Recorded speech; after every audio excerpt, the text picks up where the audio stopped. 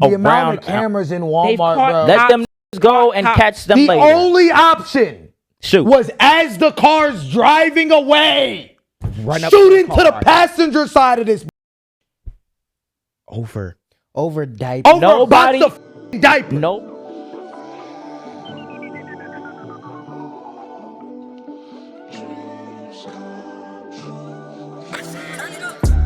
Yo, what's going on, everybody? Welcome back to episode 64 of The Jam. It's JJ, Avy, Allen, Matt, the way it always is. The way it always is, man. God, Jesus. I try. We try each week to bring you jam-packed episodes. Sometimes we get a little sidetracked. Before the camera cut on, just dying laughing. I can't stop smiling. Because I'm so baffled of what we finna talk about. Oh, it's going to be a good one. It's going to be a good episode, man. Cling to your seats. Get your popcorn. Get your snacks. Everything, turn on the TV and relax. We're gonna talk about a lot of stuff this week. We got some banter as always. We're gonna talk a little bit about the playoffs. We're gonna talk about some stuff we saw in the Breakfast Club. Some thoughts. It's public forum. I'm also gonna add in here for the banter. I'm gonna talk a little bit about the police and why they need to be defunded. That's a great one. Because what is shot a 1-year-old? They shot a 1-year-old and a dog on back-to-back days. Across the country because our policing works so well. What do you... Okay, bro. Yeah. 2 months of training. Terrible, bro. Yeah, just picked up dude from Mr. Gyros and gave him a badge and a gun, bro. Oh, Jesus. So we're gonna talk a little bit about that. But we're gonna get into all that stuff. Oh yeah, Jam Talks. Talk to the Ville. Please leave your comments with hashtag Jam Talks on all platforms. Bang up. Then we're gonna get into the Klan or random Asian man. There was a cross burned in Grant Park, Chicago the other day, and we have some interesting updates of it. Some of you really need some DEI training. Yeah, no, really. I think if AAVE was taught in every school, we wouldn't have this problem. Oh my goodness. Terrible. We're gonna talk about what went wrong with that whole thing. We're gonna talk about the United States of America ruining the World Cup. And also losing the war to Iran, which are going to tie into each other. We're going to give a little updates about that. It is World Cup season. Then we're going to talk about the right-wing world calling Michelle Obama a man. Yeah. Because we're back here again for some reason. But we'll put some on it because you know it's Obama Foundation week. So. Oh, yeah. Obama Foundation just Obama opened up. Center. Yeah. That's what it's called, right? The Obama Center just opened up in Chicago. In Not June. even just Michelle Obama. That whole, Yeah, UFC in general. The whole thing UFC on the White House was, I'm just saying, Obama didn't do nothing as ghetto as that. So we're going to talk about... And they were talking about him smoking cigarettes and making all types of articles about They had him potentially smoking weed as disqualifying in 2000. As they snort crack in the background. Yep. So yeah, we're going to talk about it, and they were doing it at that event. So we're going to talk about the they actually, UFC 250. Oh my God. And then we're going to finish off with, I guess this is kind of our doom. All of these could be doom. But Adrian Broner. Yeah.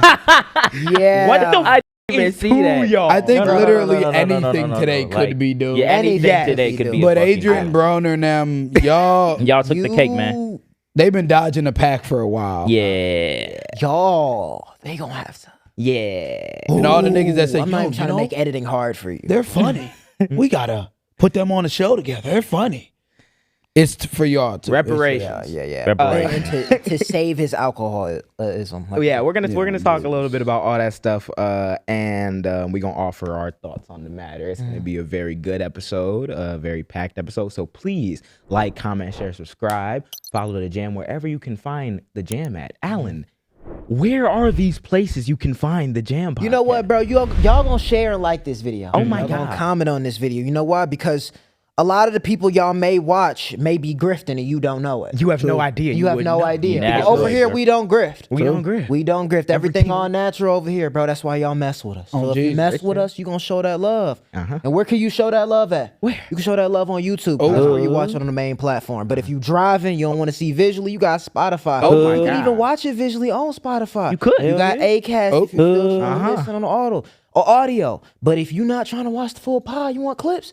Instagram, TikTok, maybe Blue Sky, Twitter. And if you want special content Oh my God. that you can't find on all those platforms, AB. Patreon.com/thejaampodcast. Yes, sir. Come on. $6, man. $6 a month. bro. It's free to join. We got a community on there. Yep. We finna get that community busted. Yeah, we finna get it busting. Reactions have started. Hey. If y'all want us to react to some shit, because I be seeing people in the Jam Talks talk about what y'all interested in, we'll get into that. But it's like, you can put in the Jam community if you join the bro. Patreon. The Jam community is free for y'all to be in there and chop it up with the people. Even y'all jam, sorry, real quick. Even y'all jam talks, like if there was ever a jam talk that we missed, and you like, damn, I really wanted them to answer that question. Join the community, put it in the community. We gonna answer it. Straight like that. Bang out. Shout out to Jamily. Please do that, by the way, because and comment whatever you want us to react to. I know we was gonna do music. Music's gonna be his own thing, because the jam it works. Jam session. But jam sessions, of course. But that does not mean we can't react to nothing else. So I know y'all was talking about anime. Maybe. I know y'all was talking about maybe a viral YouTube video. Maybe you do a little try not to laugh. We gonna see it. Yeah, whatever y'all want, Put it in there. Go put it on the Patreon. It's happening. Indeed. So, yes, before we get into the everything else about this episode and what it's going to be, let's begin with some housekeeping.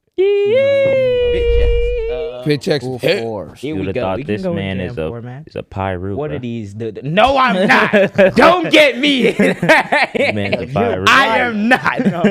But Got yeah, the we Toros. got the Toros on the fours. Know what I'm saying? Yes, Shout out sir. JD. I ain't know nothing. Default gray sweats. Know what I'm saying? Jersey. Otani Ooh. jersey of Max. For the Jesus Christ. I wasn't gonna rock the Dodgers one though, cause fuck them. You got that shit in Houston, right? Did I? I think I might have got it in Houston. It was either right when we came to Chicago. I felt like we got it when we before. first moved here Maybe it was in in Chicago. Houston. It might have been in Houston. It could have been in Houston. Because we did go We and get went some to jerseys. this one and jersey shit. shop. it was in remember it's the Houston. Biggie jersey. Because I vaguely remember you looking at that. Yeah. He was like, Yeah. man, I didn't know who Shohei Ohtani was at the time. Yeah. That's And crazy. he I was remember that, and I Jesus. remember telling y'all about it. Like it's been probably since 2024. I ain't put this jersey back on. But yeah, shout out, Hey, hard. shout out Japan. Even though I'm not pulling for y'all in the World Cup necessarily, but shout out. And then a hoodie, and then wrist stack, chain stack is underneath. You know what I'm saying? Bang out. Bang out. Yeah. One of the A's can have it. All right, I guess I'll go get the lightning fours on the feet. Lightning. It's raining outside, so it's only appropriate to wear. Oh, these. jeez. You know what I'm saying? Got the gray sweaties. Oh my Sweaties. Can't not go wrong. Got the BBC crew neck on. You know what I mean? Watch Andre. You know You what I feel me? No, Sound like this. sound bite this. got the sound bite this crew neck on. You feel me? Got the little sound bite right here. You know what I'm saying? Got the Dewey on the hilltop. Vevi. Viva. You feel? Really? He said I'm Vivette. gonna get on. Got it. I got on. Vivette. I got on the Vivettes. The blue shade. Shout out the GOAT. You already know. Yeah, I Got the mean. little Zara jeans on the Zara jeans on. You know what I motherfucking mean? pants, bro. Got the pink cheetah print leopard. Goddamn, I don't know what the fuck. Camo, goddamn. They just throwing shit Every on print on that, Veil. All type camo. of colors. Veil, big send us some 14 shit, gang, Veil. before we stop saying your Stop name. doing your shit. Jeez. Got the Got you the feel pink me? Arterex beanie with the rings. Some calm. Just Roy. chill, Pink bro. fire. It's Okay, fire, some bro. calm, Yes, nigga. sir. You know Fuck what I mean? Boosie. Fuck. Got the, you know what I mean? I got the shades on. You feel me? My shit got wet as fuck today, but they dried pretty nicely. You know what I mean? Shout out. Got the Zara jeans on. Got the half evil belt. You know what I mean? I need a new belt. I want to buy a Stolen Arts belt, but Real shit. I need to get a new belt. That comes with Patreon. yeah, it does Yeah, come with that does come with Patreon. Patreon. Thank you. Got the shirt my shorty bought me. You know what I'm saying? Got the camo Bape hoodie on. Bang It's- out. all Bape hoodies are The camo. nigga jacket floating. But nigga said, He ain't got no arms. Yeah, he man. ain't got I know I'm feeling real Can't camouflage. even see, bro. man. Can't even see. No Damn. body, no floating. arm. You know what I mean? You Got to can't even change that, see, bro. You know what I mean? I feel like that's the same thing that said when he Oh my God! Shut up. You want to meet me? You want to take this picture, little nigga? You heard of the I crime have bill? no idea what we're talking about. you haven't even gotten it. You heard of the crime bill? Nah, I'm youngin? done. I'm done. That's You it, done? Yeah. Oh my gosh! What you want hat? Oh yeah, what you want to head on? Bang You know what I out. mean? Yes, sir. Of Doom. Okay. JAAMPod.com/Patreon. Yeah, for sure. We're gonna let's get real controversial, guys. First and foremost, let's start on the peaceful level. I guess as peaceful as it can be. Let's talk to the community. Let's do Jam Talks. What do we have cooking this week? And if you want to be featured, also, always put your comment with hashtag Jam Talks if you want to be featured on this Jam Talk segment. Yes, sir. The episode. You heard him. All right, let's start off with this one. From God Eaton.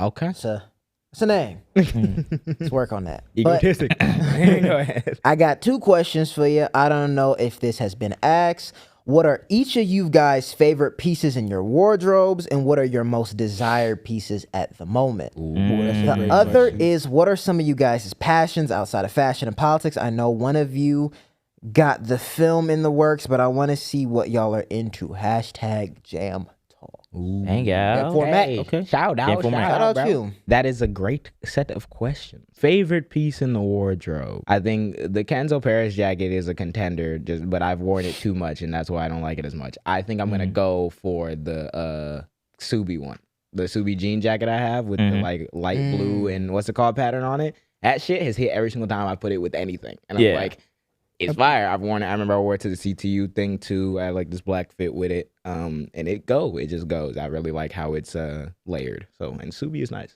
I'd say probably, I was going to say the Mary jacket, but it's basically the same thing with you and the Kenzo. Wore it too many times. Any one of my shoes that I have. Yeah. Anything is just fire. I just put on the feet, bang out. What you want, like your most desired piece? Oh, I didn't say that. Oh, yeah. Most desired piece, what I want? I don't know. I really don't know. Well, you're going to get really good answers from these two. But I have like, I don't know. There was a time where I really wanted those Tokyo 5s when I was like really little. But I don't know as much anymore. But maybe like a nice bag or something. My favorite piece I got is definitely that USA leather jacket I got. Yeah. That's like, because I that's a jacket where I'm just not going to find that nowhere, like ever. And then I think something I do really want is the CDG foam posits. I've been wanting that for like years. I want like both colorways, the black ones and the white ones. Oh, okay. Wait, where did you get the USA jacket originally? Round 2. Yeah, round 2. Oh yeah, that's hard. And the coincidence of it was me and him were just going thrifting, and then we walked in and he was like, we literally just put it on the rack. We just put it on the rack as soon as you got in here. And then I got that shit, and that shit was like only, I think it was like 12 or 20. Oh, that's like a one to me. Like a thrift pickup of hell. My favorite piece probably like either the fur I got, or the jaded London fur, or the Babe hoodie. Probably my Babe hoodie. Ooh, that Babe hoodie is. I completely forgot about that. That's definitely like taking it recently. Yeah. Piece that I want. Oh, Goyard bag. Goyard bag of any kind. Or like a trunk, or like a big ass, like Goyard. Okay. Goyard. And then passions. Yeah, passions. Outside. Besides like the shit we talk about. Outside of politics. Baseball. I gotta think of something else. What do I like? What am I into? I can't say music because I just love music. I don't do music, nor do I have the confidence to do music. But like, and then baseball. I mean, I love baseball. I've played baseball. But like, what am I into? I think I'm into broadly just like learning things. Like I'm very like a sponge in that regard, where I can watch like videos or read stuff, like do deep dives on stuff just suddenly because my ADHD would just go. And I'm able to retain a lot of information. I feel like that's taken years of practice though, because I used to do Scholastic Bowl when I was in high school, which is like Team Jeopardy. And you pretty much got to like memorize all the trivia. They would give you like a binder of like 500 pages of like potential questions and answers. And like the real key was you were supposed to read through all of it. And then if you familiarize with it, then like the questions will pop up eventually in a random question. What? I never did that shit. There was like 1 or 2 white kids on the team who did that shit. I was not doing that. What word did you tell me? We was outside. Skullduggery, nigga. Yeah, what? I was outside, bro. Wait, hold on. What did the nigga just say? It's skullduggery? Skullduggery, nigga. When niggas doing bullshit. I was like, I didn't know that was I thought he was bullshitting. So we're sitting outside. Like, not a word, nigga. We eating these sandwiches, and it was something about like we was talking about these white people. And he was like, yeah, they probably that word of that. Skullduggery. Skullduggery. And I was like, what are you saying? Like, it's not a real word. I was like, let me fact check this. He was like, yeah, I found out in Scholastic. And I was like, I don't even know I wasted my time looking this shit up. I was like, you been knew this shit. It actually meant what he was saying. I was like, what? That's a word, That's bro. crazy. I think that's the reason why I'm so into politics nowadays. Because I feel like that learning just turned into that. So yeah, That's fire. Yeah. Yeah. I say my passion, meditation. oh yeah. Yeah. Meditation.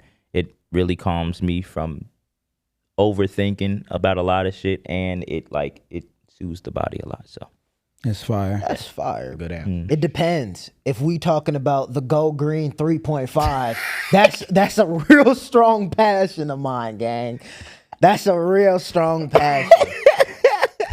Shout out Go Green. So like, Shout out Go maybe Green. Maybe It's a hitting passion, that, man. hitting that bleed. But no, I say like besides the shit we talk about, it's just probably like, especially now, it's just like film. And I said this before, but like I've just been binge watching shows, and like that's just really been like my thing as of recently. Like I've been watching like hella Atlanta, and that's just like I've been loving that shit. That's fire. And y'all even tell me to start. I need to start it. Yeah, I Immediately, still gotta bro. start it. That's too. that's I like started it. top 5. I didn't know how deep the shit was going until like I still watched more and more, and it really gives the perspective of like an African American in this fucking country. So it's, just, like, it's fire. Yeah, I said my passion's basketball. I like basketball. TNC, OTD, Ball is Life, all that shit. Yeah, no, it'd be like the Super Bowl when we be putting on TNC in the living room. Like, I remember we used to do it in our last apartment, like for real, we just all be sitting just screaming like, oh shit. We done seen some crazy fucking sports moments in the house, like over the last like 3 Yeah, years nah, that have been, ridiculous. like, oh my It's god, been wild. And I can't do it. Like, I can't watch. It's very hard because, like, we'll always do it when we eat. But it's hard for me to eat and watch it with this nigga because this nigga be having me dying laughing. Because I swear, every, like, nigga who hoop that is, like, really good on, like, TNC is the ugliest nigga I've seen in my life. And the way he makes fun of him, bro, I can't do it. Like, I had to genuinely be like, yo, you need to stop. I would be, like, choking on my food. I'm like, yo, you're a wild nigga, bro. W But question. yeah, W question, that bro. was question. W question. Appreciate you. We'll continue to find more passions and shit. From Akira Johnson 229. Akira. Hashtag Jam Talk. Hey y'all, been watching for a little minute now and appreciate y'all perspectives. I'm a rising junior at Howard University, and of course, us students are being looked at for change, revolutions for the black and brown communities. My question is for those of us that aren't studying politics, how can we use our network, reach, and HBCU name to make a change in a new way, since clearly things aren't changing for the betterment in this climate? By being informed about even if you're not into politics, being informed about the things that like actually will help things move. So like if you don't have to be into politics to look at something like Medicare for all and think, wow, this is a good thing that could benefit a lot of people. Like, don't be a dumbass. Yep. Like literally just don't be a dumbass. Yep. Because if you go to Howard, you're already in politics. I feel Yeah, like people need literally. to start like, you need to start understanding. Howard ain't just like another HBCU school that you just pop up to, get your degree and leave. You gotta like really sit down and no, this is Howard University that wouldn't be here. Even more than the reputation of Howard itself. Yeah, it's a like- historically black. It's I was gonna say college. it's a Like, HBCU. If people are wondering where to generate the solidarity shit from, it's you can't run from the politics. There's probably a lot of people at Howard who like are still black people who are perceived one way by the society, who like for their own comfortability because it's a depressing subject matter or because like you do an XYZ other thing, you're like convinced that you are not in the political game. So you play basketball at Howard, or say you do like some trash shit at Howard. You're like, you just worrying about this other stuff. Nah, nigga, you go to a historically black college and university. It's the same way that like every black parent gotta have like that talk with their kid. bro. You going there and being that identity in It's this country political in will itself. always be political. So there is no separating from it. It's just choosing how much you want to learn, choosing when you want to start the learning process, and encouraging that amongst everybody, because everybody should be on the same page at a place like Howard, even though it's really hard. Still, like you're now in that environment, and the countries, the racist people are looking directly at y'all. So, Inform yourself I wish about for the your things that can strength, help. your continued safety, all that other good stuff. Sure. But yes, everyone got to be on the same page. Educate your peers. Make sure they understand that they can't really duck from it. Because And use social media too. Yeah, That spreads the message. y'all know that. And Howard, nigga, y'all be doing all this shit on social media, gang. Jesus. Maintain that solidarity is very important. especially for black people to all be on the same page. So Hashtag Jam Talks about the whole Madden topic. I'm a whole ass Muslim nigga and should be getting my nails done, not painting colors or adding gems. I like how he like. Specific. I know. I'm not that gay, nigga. I used to tell, but I take care of myself. I used to tell niggas just a clear quote. I ain't with that gay shit. We all at different levels of the journey. He put it all caps. He said, "I just get them clean and hygienic." See, I still got called gay for it. I'm about to say, let me tell you, that's before you finish the question. That's step one. You don't gotta explain yourself, nigga. You don't gotta explain yourself. Whatever the fuck you do it, nigga. No one is gonna not. People are gonna call you whatever they want to call you anyway, because they're not used to it. So you don't gotta tell me you specifically only get the clean and the clear cut. Nigga, you could have had the gem on it. Gonna call you, and then you gotta think about who you explaining to. Like we said last episode, these don't even wash their ass. Yeah, these are who you are explaining yourself. Don't to. explain You don't yourself need to a dirty nigga, man. And not, bro. It's just hygiene. As for the GOW game, it's ridiculous that these same people that use 50 and ones talking about this situation, but it's fine because I'm pandering. But related to the topic, I decided to volunteer for a youth empowerment program, mainly decided to help the youth in the aspect of social issues and development. My question is, how should I approach this in terms of my messaging, my tone, and any additional advice? Love the episode, by far my favorite one. W. I put some claps, nigga. When it comes to like resonating with the youth, you have to like just talk about what the youth is talking about. Be engaged in like they can smell that. They can smell the fake on you. So talk about you, nigga. Talk about you. Be authentic to you, and don't bullshit. Like, bro, if you're gonna do this right. Do this and put effort into it. Like, don't bullshit. I feel like too many niggas do the shit just for the moral accolades that come with it, like in your own head. Oh, I did this for this, but it's like, what are you actually doing it for? If you're actually doing it to try to change some shit, change a nigga mind, then you gotta attack it head on 100% and authentic. So you gotta meet him in the middle. You gotta make yourself uncomfortable. Like in the same sense as like, I could tell like it was a little uncomfortable to be like, I get my nails clean. Yeah, like, you have to justify it. Like you can't really do that to them. Like you really gotta be like, because they gonna see that shit. They gonna see that shit, and like Matt was saying, like they not finna hear you because you're not resonating at that point. You gotta be liberated in your mindset, I guess, as much as you can endure, especially when you're going into a setting like that. And those young people will definitely need it. I think also listening. Be ready to listen and to not have to be encountered with shit that you've never been encountered with before, to not have the answers to like somebody's stories, but to just hear the experience, because it's about the comfortability too. Like, people are not gonna listen to you if they don't feel like there's some point of relation or like connection. So I definitely commend you for wanting to do the shit, because people do not want to do it, and they feel like they have to be alienated in their communities and all types of stuff. So anybody who's trying to break into that, I commend you. That's fine. For sure, you're right on. For sure, you're right on. And I saw someone also comment about the whole God of War stuff. Not even the God of War stuff. I think it was the Boosie situation too. It's like, the standard should not be like, yo, I want to remain the furthest thing from being gay. It's like, the standard should be, why the fuck are you still using gay as an insult in 2026? In 2026. If a nigga did paint their nails and they was gay, then what?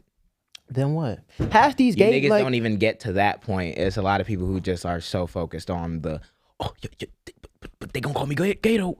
It's like, the fact that use that as an insult, like, okay, I can tell by your nails that you like sleeping with someone of the same sex. It doesn't fucking make any sense when you say it in the way that they actually mean it, but we get so stigmatized into like, okay, anything that's farthest away from being feminine, XYZ, even though every person on this planet, including women on this planet, enjoy aspects of masculinity that include aspects of femininity, because it's just arbitrary. It's just that. And then like, it blows me because it's like, y'all have such a set view on what masculinity looks like, and like, a lot of gay people are more masculine than y'all. Like, they will whoop your fucking ass. No, like on some real shit. Y'all saw that video at Frank Ocean and Chris Brown security guard? That nigga whooped his ass. Niggas be having hands, what are you talking about? There was a whole group in Detroit. I forgot what they were called. Or was it? No, it was in D.C. It was either Detroit or D.C. It was a whole group of just like people part of the LGBTQ. Happy Pride. they would like. Happy Pride. When I tell you, they would be going around beating the shit out of people, like just beating the shit out of people because I think their reasoning was they targeted people that were homophobic. Yeah. So And it's so funny because that like shit was they're crazy. like y'all like are so caught up in like this perception of masculinity because like even when you look at like a lot, especially like gay black men's upbringing, like the shit that is almost like like they had to go through really masculine shit. Like these niggas is getting they ass beat constantly because they walk a specific way or they talk a specific way. Yeah, you're socialized to like have one specific, like really rugged and traditional view of being a man, especially in black like male circles. And it's really hard to break out of those things because they're all like toxically reinforced. It is. Whatever other shit. So like, yeah, a lot of black queer people in general, but black queer men in general have gone through like a lot of the constant, do this, don't do this, you gay, don't do this, you gay, don't do this, you gay. It gets so fucking exhausting. Yeah. So exhausting. You niggas are so insecure. You'll have, I feel like most men will have their world, and this will be the last thing. I feel like most men will have their worldview like completely shattered if they stepped into a football locker room. If they were in a football locker room, whether it be high school, college, the NFL, your whole perception on what gay, like you were like, your whole, like you'll stop believing in God. You're like, that shit's like, it's fraud. You see the shit I seen, you stop believing in it. We appreciate y'all for leaving the comments as always. Shout out to the village. Shout out to Bill. So New York Knicks this week. Patreon.com/KOHEN. 2025-26 NBA champions NBA for the first time in what, like 53 years. Yeah, that nigga Brunson dropped 40 points. 45 points out of, I 45 think, 95. Yeah, he did have half the team's points. Oh my God! In the last game, in the last game, I think he was the NBA Finals MVP, the NBA Cup MVP, and then it was like one more other MVP that nigga had. He was either 3 or 2. And then he dropped 40-some points the last game in the Spurs town game. Yeah. Take it personal. Take it personal. Wemby clearly took it personal because he didn't shake no one's fucking hand. He ran off. I'll see you never. I don't think. Yeah, None of them did? about that. Yeah, I think they all just followed him out. Yeah. I saw Jalen Brunson walked up immediately after the game was over and like shook everyone on the Spurs hand himself. But besides, and then I think Wemby was back out and he like patted him on the chest quickly. But like that nigga Wemby immediately left like after it was some quick shit. A bunch of I think Castle went with him or something. But like they was not on that timing. They was not. Got the shit beat out of him. Yeah, he asked what do you think about it. Well, Matt, what do you think? Because niggas was like, he's the worst player. I think niggas, I mean, you know, narrative switches. Now he's the dirtiest player. He's the worst player. He is emotional. He's a million things that Immature. it doesn't matter. The narratives don't matter. Only thing that matters is what happens next season. I think you bitch ass niggas got what you wanted. Yep. Because you niggas sat here and for years was like, this nigga LeBron soft. He be caked up with all the players that he be losing to. They be caked up with these niggas. They be losing. Y'all niggas soft. See, back with the Detroit Pistons and the Bulls, man, it was different. You know what I'm saying? The bad boys came into town. Niggas was, and then you see Wemby lose a finals badly. A bad performance. Choked a bunch of times. Choked a bunch of them. They were leading 70% of the entire finals. Yeah, they gave up the worst comeback victory of all time. You seen this happen and you thought this nigga was gonna go over there and start dapping niggas up and loving on everybody. You just whooped my ass. Like, in the NBA Finals. How'd you whoop my ass? After I talked all that shit about how I deserve the MVP. Yeah, like Yeah. what? Like what, bro? Wait, who's that one nigga that said that's going to the Shanghai Sharks now? Oh, Darren Fox. Darren Fox. Yeah, Darren Fox. That's crazy, man. Yo, he's going to Boston Market at fucking best. Either that or homelessness. Well, I think De'Aaron Fox, his problem genuinely is just he don't got the drive no more for whatever reason. Because the nigga didn't even look upset. Like, and I'm sure he was, but it's a level of like, you know, these cameras about to get in your face, gang. You smiling and be like, yeah, you know, we just got beat, and it's like, no, you got fucking pummeled. Niggas is doing God. side by Make side it comparisons. Then you like sold the game on multiple occasions. Yeah. Niggas It's was doing like- side by side photo comparisons with him and J.R. Smith and Braun. They were. And even J.R. Smith, bro, J.R. had a much better reason for why he did what he did than De'Aaron Fox. De'Aaron Fox, you couldn't even put up a 30 ball for niggas. You walking around like you not caring. And you the vet. And you the vet. You the oldest nigga on the team. You've been on, I wouldn't say you've been on amazing teams, but he's at least been on playoff contention teams like Sacramento Kings. The year they was really, really good. It's like, and you know who I blame that on? Mm-hmm. I blame that on the fucking coach because he came out and put Dylan Harper in. And I was gonna say I did see people like I did see people Mitch like Johnson just was staring at that nigga with his light skin stare, and it's like, I seen people like blaming it entirely on De'Aaron Fox, and I did see a point that I agree with. I was like, it wasn't just De'Aaron Fox that blew that 30 no, point for lead. sure, no. So like it is him because he sold historically, and it was a really dumb play that he did. But also, They all like, that sold. entire They team all sold. They couldn't do nothing about New York. Like, I'm looking at, like, De'Aaron Fox and, like, a lot of other people. I'm looking at the reflection of y'all efforts. Bro, y'all was leaving this nigga Jalen Brunson open for the lane, like, so many times. Yeah. There's no way one...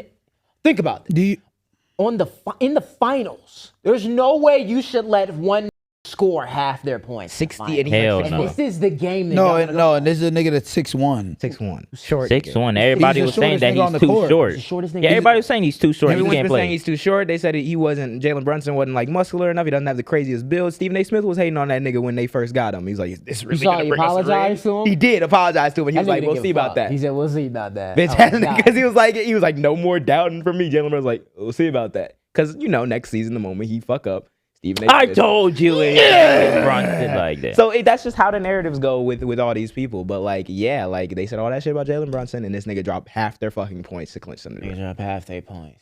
They won it in dominating fashion. Shout I out New told York. y'all look what niggas it was happened. gonna be 4-1. Yeah, he He did did call tell it. y'all Hey, before all that y'all don't one. know. Hey, stick to that politics shit. Y'all be talking about sports, be pissing me off sometimes. Shut your bald ass up. Yeah. Yeah. He knows what he's I talking. literally called. Nigga him played before played high school basketball for 1 year, a freshman, thinking that he got more ball knowledge than Matt. Yeah, like Yeah, I'm a like, kid, yo, and nigga. I mean, I didn't play high school ball at all, and I do. Like, it's really Like, bad. You like, grew up in Chicago, nigga. bro, They- exactly, yes, bro. that's Like I grew up in Boston. Chicago. I grew up around hoopers all of the time. We was hooping every fucking day. It's like And even your Derek, dad- I'm watching. your My was dad, coaching. we're watching it. Yeah, my dad was coaching. I'm watching it all the time. Like We grew up next I know, to. bro. Yeah. I just couldn't afford this shit. Like, let's be real. Yeah, I that's literally real. just couldn't That's afford real. this Nigga, shit. Derrick Rose, man, the myth, the legend, still. But he, in our early childhood, literally like a guy in the fucking city. Going to my dad's gym. Yeah, like we stayed, met like, that cousin. Like We stayed Right. near this All one like types of mansion shit. that a nigga used to live in. Like I think at one point, it was not Which like one? for a long. There was like an abandoned mansion that ended up happening. that right wasn't next to- Derrick Oh. Rose. It was that some was basketball it was nigga. a Chicago Yeah. I don't know if it basketball was nigga. Michael. I don't know if it was It Michael. wasn't Michael. It was a some different other basketball nigga. It nigga. I wasn't forgot. Joakim, It was the though. one next to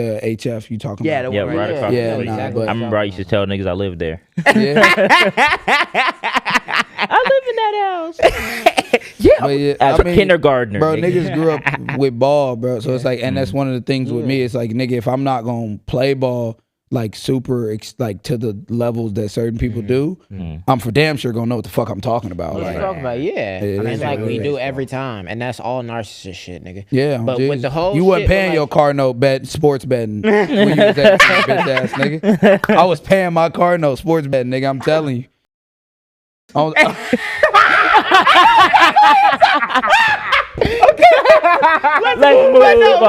Let's move.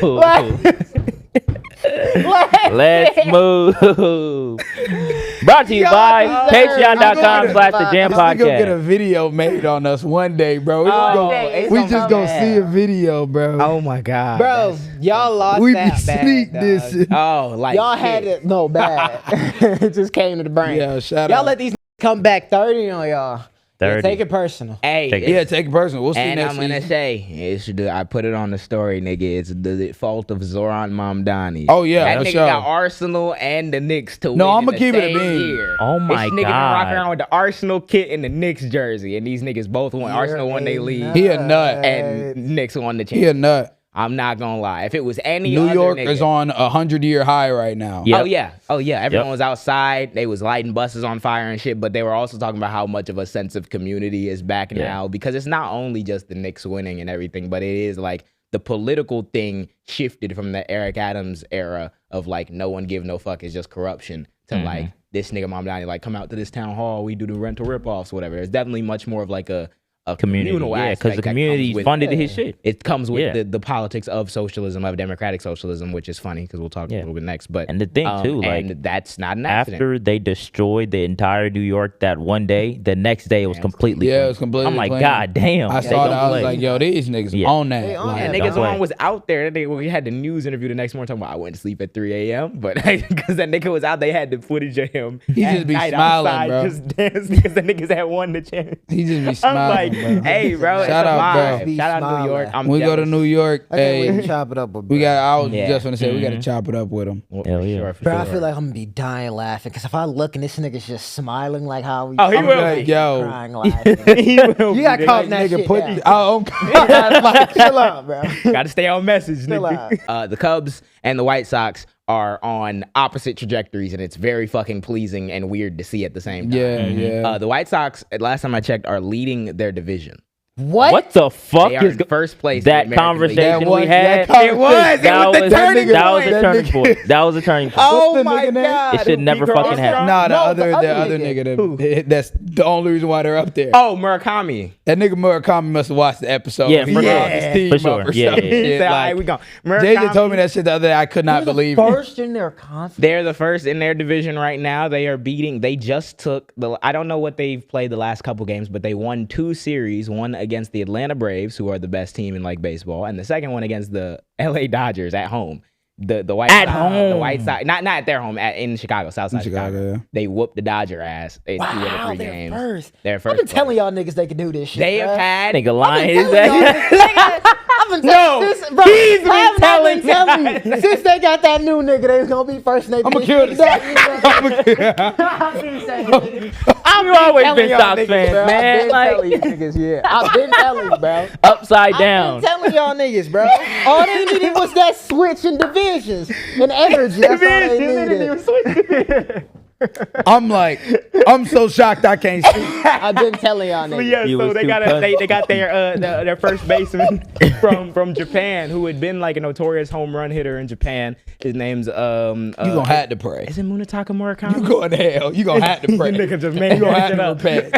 Yeah. But they got me. he's been going crazy. I think he's in contention for like rookie of the year. The That is entire insane. roster has been doing good. The problem with the Chicago Cubs, herein lies the problem, is that still to this day, these niggas, so right now, the entire roster like has slumped at the same time. When they were on their historic I thought winning Pete streak. Crow was doing the shit though. Nowadays, now fast forward to now, they are starting to get some more wins back. They went like on a 10-game losing streak, and then they just went like they could not win more. They hadn't won a series like 2 out of 3 games when they play another team, or 3 out of 4 games when they play another team. They hadn't won one of those in like since May.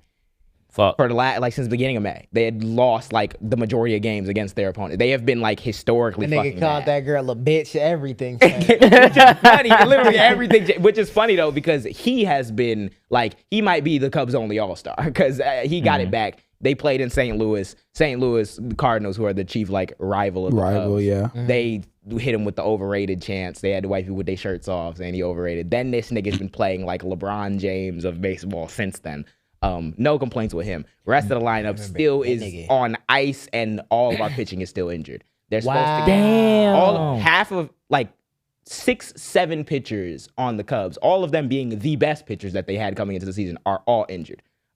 Justin Steele. Who the fuck is their like personal trainer? That's what like what's God happening? damn. Strength and conditioning. Literally, What no, the it's because fuck? everyone in baseball's elbows are fucking glass. Because the way that these teams make more money and get more viewership for baseball is your niggas hitting the home runs and your pitchers throwing 100 miles an hour. So yeah, it's more elbow injuries, and usually they're able to fix them pretty quickly. But it's more elbow injuries. These niggas, the pitchers are going through it more and more as these players keep going they're harder and expected harder. to throw. Okay. You're not your natural throwing motion is not the reason why softball pitchers don't get injured is because you're supposed to throw the ball like that. You're not like tearing fucking ligaments up here and all types of shit when you're pitching underhand as opposed to throwing overhand because you're putting so much torque on the elbow and the wrist and everything. That's why people in Of course, we always got to do shit barbaric and kill ourselves. Yeah. So like pitchers. Men, we don't get flowers. Tommy John. Yeah, so the Tommy John surgery is like the most notorious like baseball elbow surgery. Most pitchers go through it, and then they recover within a couple seasons. But Justin Steele, who's the Cubs' best pitcher for like the last 4 or 5 seasons, he was injured last season with that same injury. Damn. We just traded for a nigga who's been kind of mid. Our main ace, Shota Imanaga, he's from Japan as well. He's been kind of mid because he keeps giving up fucking homers. And then like every other good pitcher that was worth naming is injured right now. Maybe coming back this season or next season. Yeah, we're fucked. That was what it was. If they had all their pitching right going into the season, maybe they could have maintained that winning streak. But we'll see if they get it back in August. They're in 3rd place, I think, right now in their division. And they're like 7 games behind the Brewers, who have a nigga throwing 105 as a starting pitcher. It's not going to be fun if we play those niggas. I'm not confident in these niggas. It's because they're so streaky. Yeah. It's because they're so streaky. They could go on a fucking historic run tomorrow and then forget how to play come October. So I'm I don't know what's going to happen with them. I just want them to survive, get a wild card. The White Sox survive, get a wild card. Give me both of them in the playoffs. We'll be That'd be crazy. That would be hard. The whole city will like fucking explode. On fire. Face fuck. Them 10 losses, 10 losses in a row is crazy, dog. That's oh my God. They brought up, they was wow. He's about to get face. That's crazy, bruh.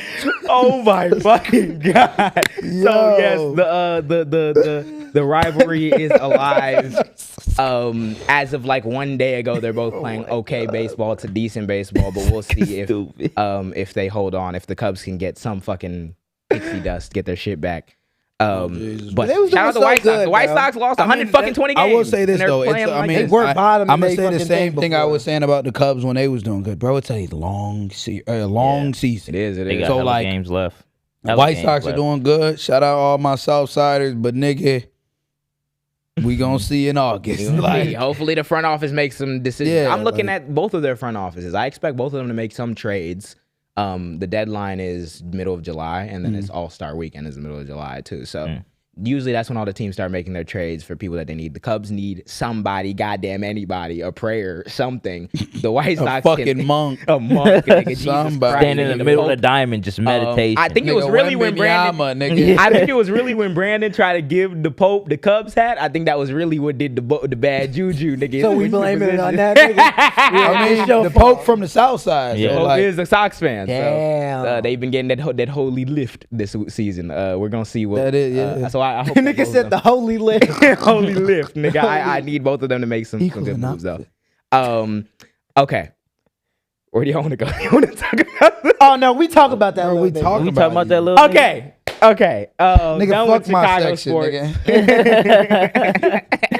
Done with the Chicago sports section. Let's talk about politics. Let's talk about some politics real quick. We're not gonna spend too much time on this though. So it has been no secret, right? The person of the hour that everyone has to have an opinion on is Hasan Piker. Hasan, streamer, cool. The thing that's been going on recently, from what I've seen with the nigga, because believe it or not, I had Olivia Reingold, who's that journalist from the Free Press, who tried to ask Abdul the question about, do you believe in Israel's right to exist? Right in front of me. I had her ask me before those questions pop up, like, oh, so you're like a fan of Hasan? You're like a Hasan head? I'm like, don't fucking disrespect me, you dumbass niggas. Yeah. I fuck with the nigga because I agree with him on a lot of his politics. I don't watch the live streams. I'm sorry, bro. I don't be on Twitch. The only nigga I catch some Twitch live streams of is this I'm nigga. sure he don't trade. Exactly. I'm sure he like, don't. But the reason why people do that, and the reason why she did that as well, is because like they're trying to find some hole to poke in, like the pro-Palestine, the pro like healthcare, all these shit, all the positions that he embodies. You don't really believe what you believe. It's not really, you just believe in him because you like him. It'd be a white woman looking at you and be like, he doesn't effectively communicate to your kind. Like, nigga? What the fuck, nigga? Do you like, yeah. So, like, what, bro? Right. So, when this conversation of Hasan comes up, the anti-blackness conversation comes up. The anti-blackness conversation comes up because of either A, they'll pull some out of context clip from this white rich nigga in America and be like, well, he's not as considerate as you could be for black people. I don't know what white nigga in America who has money who does I don't know what is. black celebrity is. Talk about that. Talk about it. We never talk about that. But they have the gauntlet, the narrative spin in it to like, well, this nigga's anti-black because the shit with Kamala and all the resentment that's still held from the 2020 election. all the shit. Even A lot of the internet political scene, especially like the online left, is just like firing squad shit that actually doesn't push niggas nowhere. If nothing, it drags people back most of the time. But those are like the accountability conversations that people try to have. In my opinion, they are very misguided at times, considering like the people who are empowered and enfranchised within the Democratic Party and the left-wing political apparatus in America as a whole are not Hasan Piker types. They're by and large Joe Biden types. Or younger Joe Biden types still, because, you know, it's the Democratic Party we're talking about. Their racism is very, very much palpable, but it always gets like side-skirted by the people who are quick to call out Hasan's racism.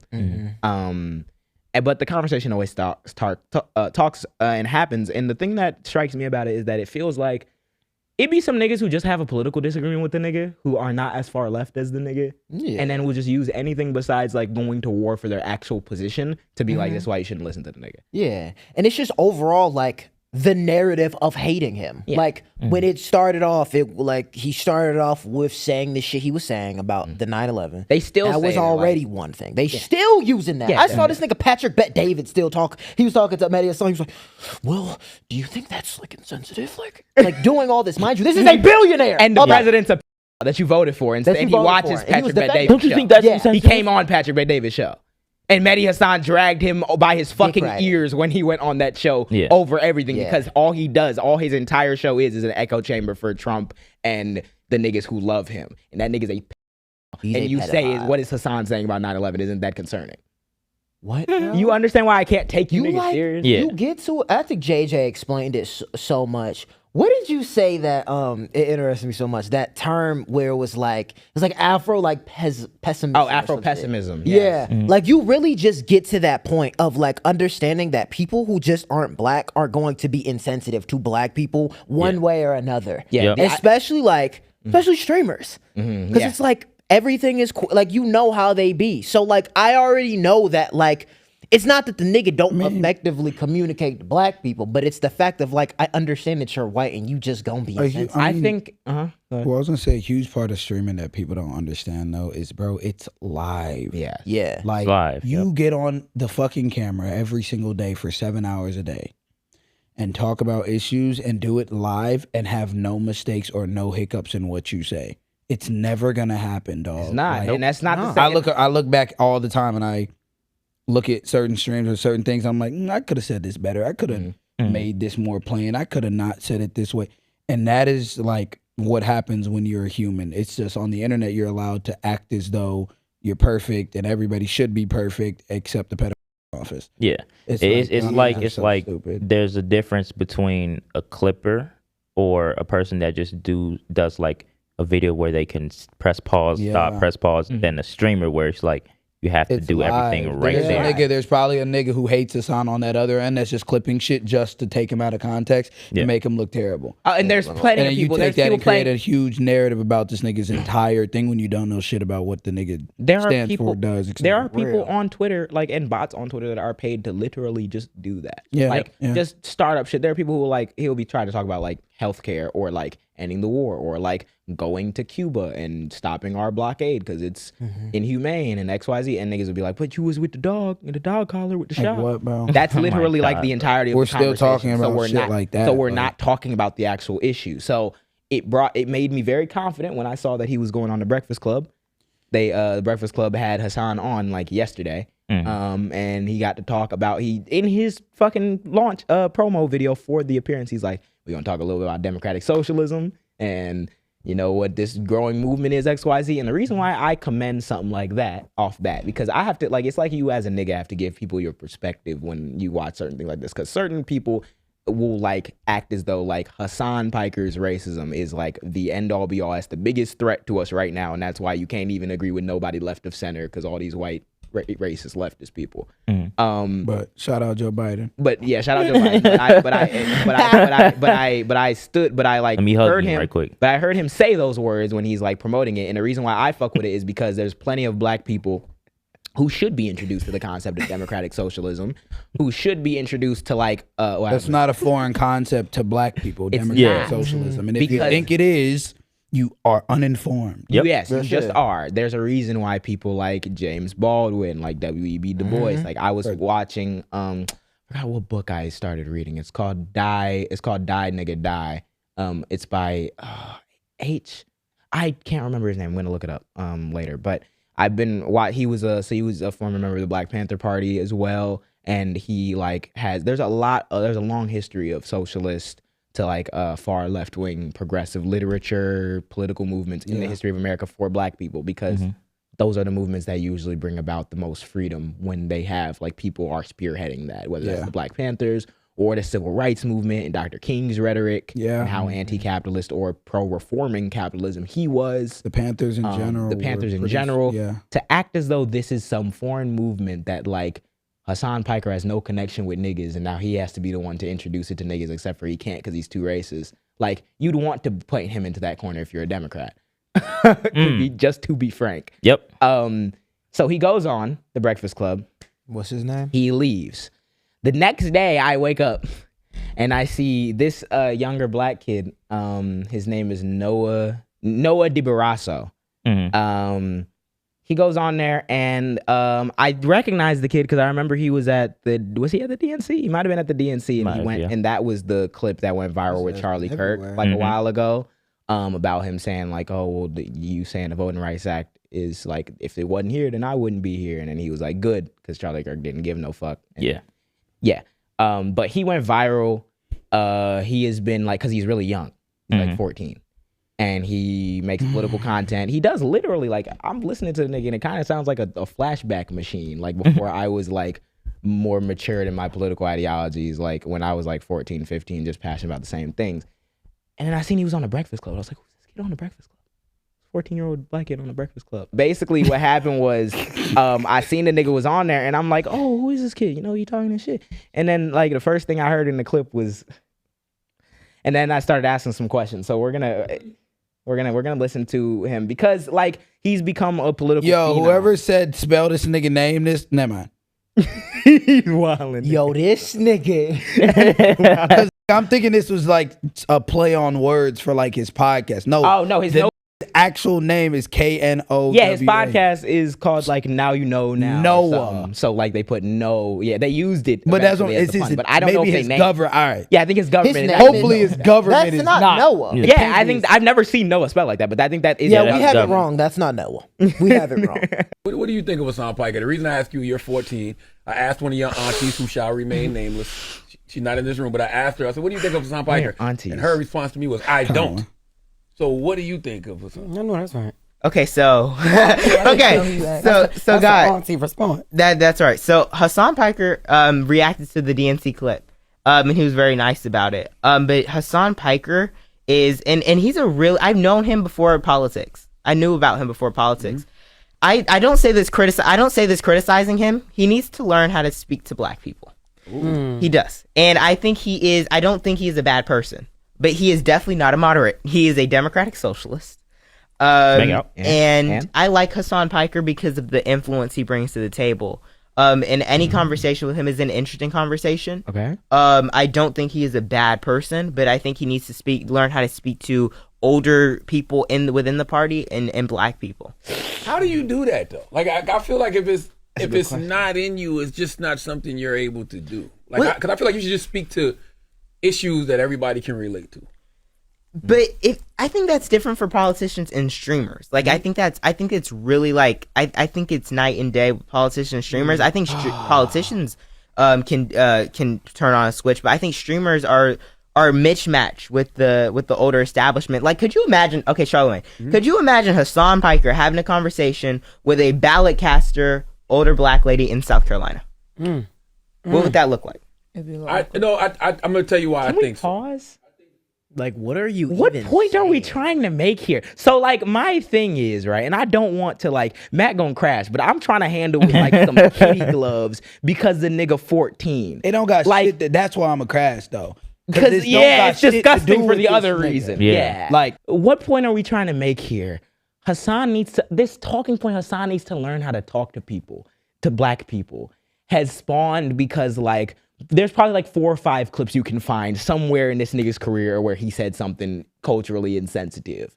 But the main one that I always hear people bring up is the whole like, him saying, I don't care what black people think. And they like clipped that. And like you would thought it was the New York Times, the way they just put like, I don't care what black people think, and ran as like, that's what the nigga, he's so ignorant to black issues. He don't give a fuck about the civil rights movement, The context was a chatter in the chat was like, yo, I know you're talking about this. We need to redesign our immigration policy thing so that we're not putting people in concentration camps. But did you know black people actually do like a strong border? And he was like, fuck, I don't care what black people think. Even if that was right, it's still wrong to have the border that we have and the immigration policy that we have. You can't justify shit moderate policy by saying, oh, but black people want that. And because you want to know what the real truth is? Black people want anything with a D next to its name. So you could set the policy agenda for the Democrats in something that is more advantageous to black people. And guess what? The black people would vote for the Democrat because we're not about to vote for the Republican. That's why Zohran Mamdani ran as a Democrat. And they tried to hit him with the same, how's he going to do with black people? And then once he won the nomination, he won the majority of the black vote too in New York. Yeah. Because they will vote for anyone who is the nominee with, by and large, a nominee with the D next to its name. You can take that and say, well, this is why we only have to do politics this one way forever. Or you could say, well, we got the Democratic voting bloc and we got black people, so let's cater to what black people want and we'll keep their votes locked up. Yeah. I mean, but like, he pointed out specifically that he's not a moderate. And Hasan is not good with the older moderates in the party. First of all, and the establishment. Continue. Yeah. go ahead, because I'm First of all, and he can't talk to the older little black nigga. women The little nigga. This don't got shit to do with the little nigga, bro. You keep doing your shit. I hope they liberate you soon. The nigga says I knew Hasan Piker before he did politics. Well, factually, that can't be true. Yeah. He was born when you he started. was born when the nigga started politics. You 14 years old. So I've been doing this shit for like 15, 16, 17 years, something like that. Factually, that's just not correct. Someone informed you about his past that literally prior to politics. not correct. He started his platform with politics. Yeah, like exactly on Young on the Young Turks. Literally, factually, that's just I was incorrect. barely coherent enough to remember those beginnings of the Young Turks. Like, and we're 22. And I was gonna say, I remember the beginnings of Twitch Hasan, and I was like 15. Yeah. Like, nigga, if I was 15, that means you was like, nigga, 6 years old. Someone gang. told you about this nigga. Yeah. Right? And anyways, when was that nigga born? It was like 2011 or something. This don't got shit to do with him. So he his was ass. 2 years old when he was on Young Turks. This don't got shit to do with him though. This has everything to do with shame on the Breakfast Club. And I'm calling them out directly because shame on y'all niggas for allowing this shit to happen the way you just allowed this shit they to are happen. in the comments frying this kid Now wait, right? Because he makes the point about like, oh, well, you can't really imagine him talking to a black woman ballot caster in South Carolina, even though he's been stumping with Malat Karos in Denver, black woman who's running as a Democratic Socialist. He's been stumping with Cori Bush, who was a black woman in St. Louis, who was elected to Congress already. He's been trying to get her reelected. He's been around he was obviously around us. He was around Chris Robb. He's been trying to put on for a lot of people, regardless of their racial demographic, if they fall into that further left category, who can change the party. So, like, why is it a shame on Breakfast Club for just having this black kid out there and just saying his opinion? You know, Bro, he's young. The problem is, there's many problems with it, but shame on these niggas. Shame on the Breakfast Club. Shame on Charlemagne. Shame on all of these niggas. You know why, bro? Because this nigga is a child. Yep. It's so alarming to me that we make these conversations seem as though you give a fuck about kids and their perspective. Oh, we got this 14-year-old. What do you mean he's a child? What, he hasn't been affected by anything? No, that's not what I'm saying. But then a nigga tells you to actually start hearing children's perspectives and going out into these places and actually start taking in what, like, Gen Z, what people are telling you. And there's a reason why you only listen to a nigga that looks like this. Nigga with the Boosie fade cut, nigga with the suit in every picture, the nigga hugging up to Bill Clinton, the nigga hugging up to Joe. Also, well, I'll get there. The thing I'm trying to point out, it's not that he's dumb. This Noah kid, it's not that he's dumb. It's not that he's just, he's just a grifted. No. He's a child. Yeah. Meaning there are people in the background that are saying, hey, hug up to this nigga, Bill Clinton, the nigga in Epstein files. Hug up to him and post a picture. Yeah. Hug up to Hunter Biden. Hug up to Kamala Harris. And the problem with this comes in. Are we being genuine in why we are parading this kid around? Yeah. Instagram's flooded with pictures of Joe Biden, Jill Biden, Kamala Bill Harris, Clinton, Doug Emhoff, Bill Clinton, Hillary Clinton, Hunter Biden. It was a picture with Billie Eilish. Literally every single. It was all around DNC election season, and it's him flicked up in video. Why do y'all do this to kids? All of these old like Bill Clinton and Joe Biden. This nigga hugging Bill Clinton, the nigga in the Epstein file, like body hugging this nigga, body hugging him, and he's on the Breakfast Club. And but Hasan Piker is the problem. Hasan Piker's concerning because he can't speak to black people, and he makes that allegation that he can't. I want to play a little bit more of this clip because if you realize what this criticism is from this 14-year-old black kid, is that Hasan Piker is low-key anti-black. He's also not really comfortable with the Democratic establishment. He's not a moderate, and he needs to learn how to talk to older people and black people. Let's continue hearing this criticism from this young Gen Z, 14-year-old younger fresh than out me, the womb, gang. progressive. You'd think but like, more than that, you'd think he'd be like, you think he'd be more radical than me? We gotta talk to the kids. You think he'd be like. More yeah. Because you don't have the nuance, the ability to like. Nigga, you 14. You supposed to be more like on that. So let's hear more what he says because he talks about Medicare for all a little bit. I think that it can happen if they keep it about the dinner table issues. Because I feel like most of us, we just want more money in our pocket. And he's trying to defend Hasan, saying like I feel like somebody like Hasan goes deeper. Does speak to that. If you just keep it at the surface of the dinner table issue, I believe. But Charlamagne, a woman from the South who's like every day really understanding people, the dinner table issues, the approach and the feeling is there's so much emotion. But if Hasan says, "Do you want free healthcare?"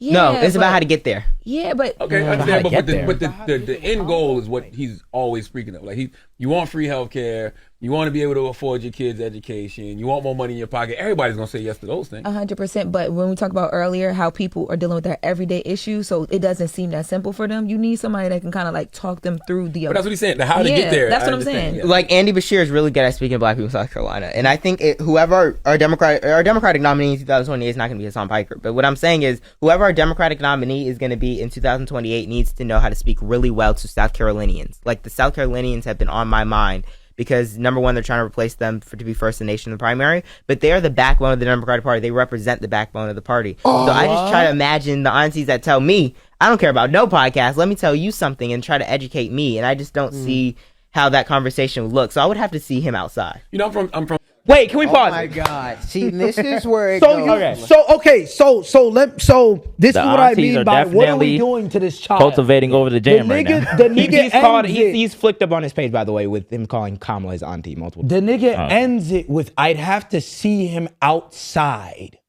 As if Hasan Piker has never been outside the room. This whole time it's been him outside.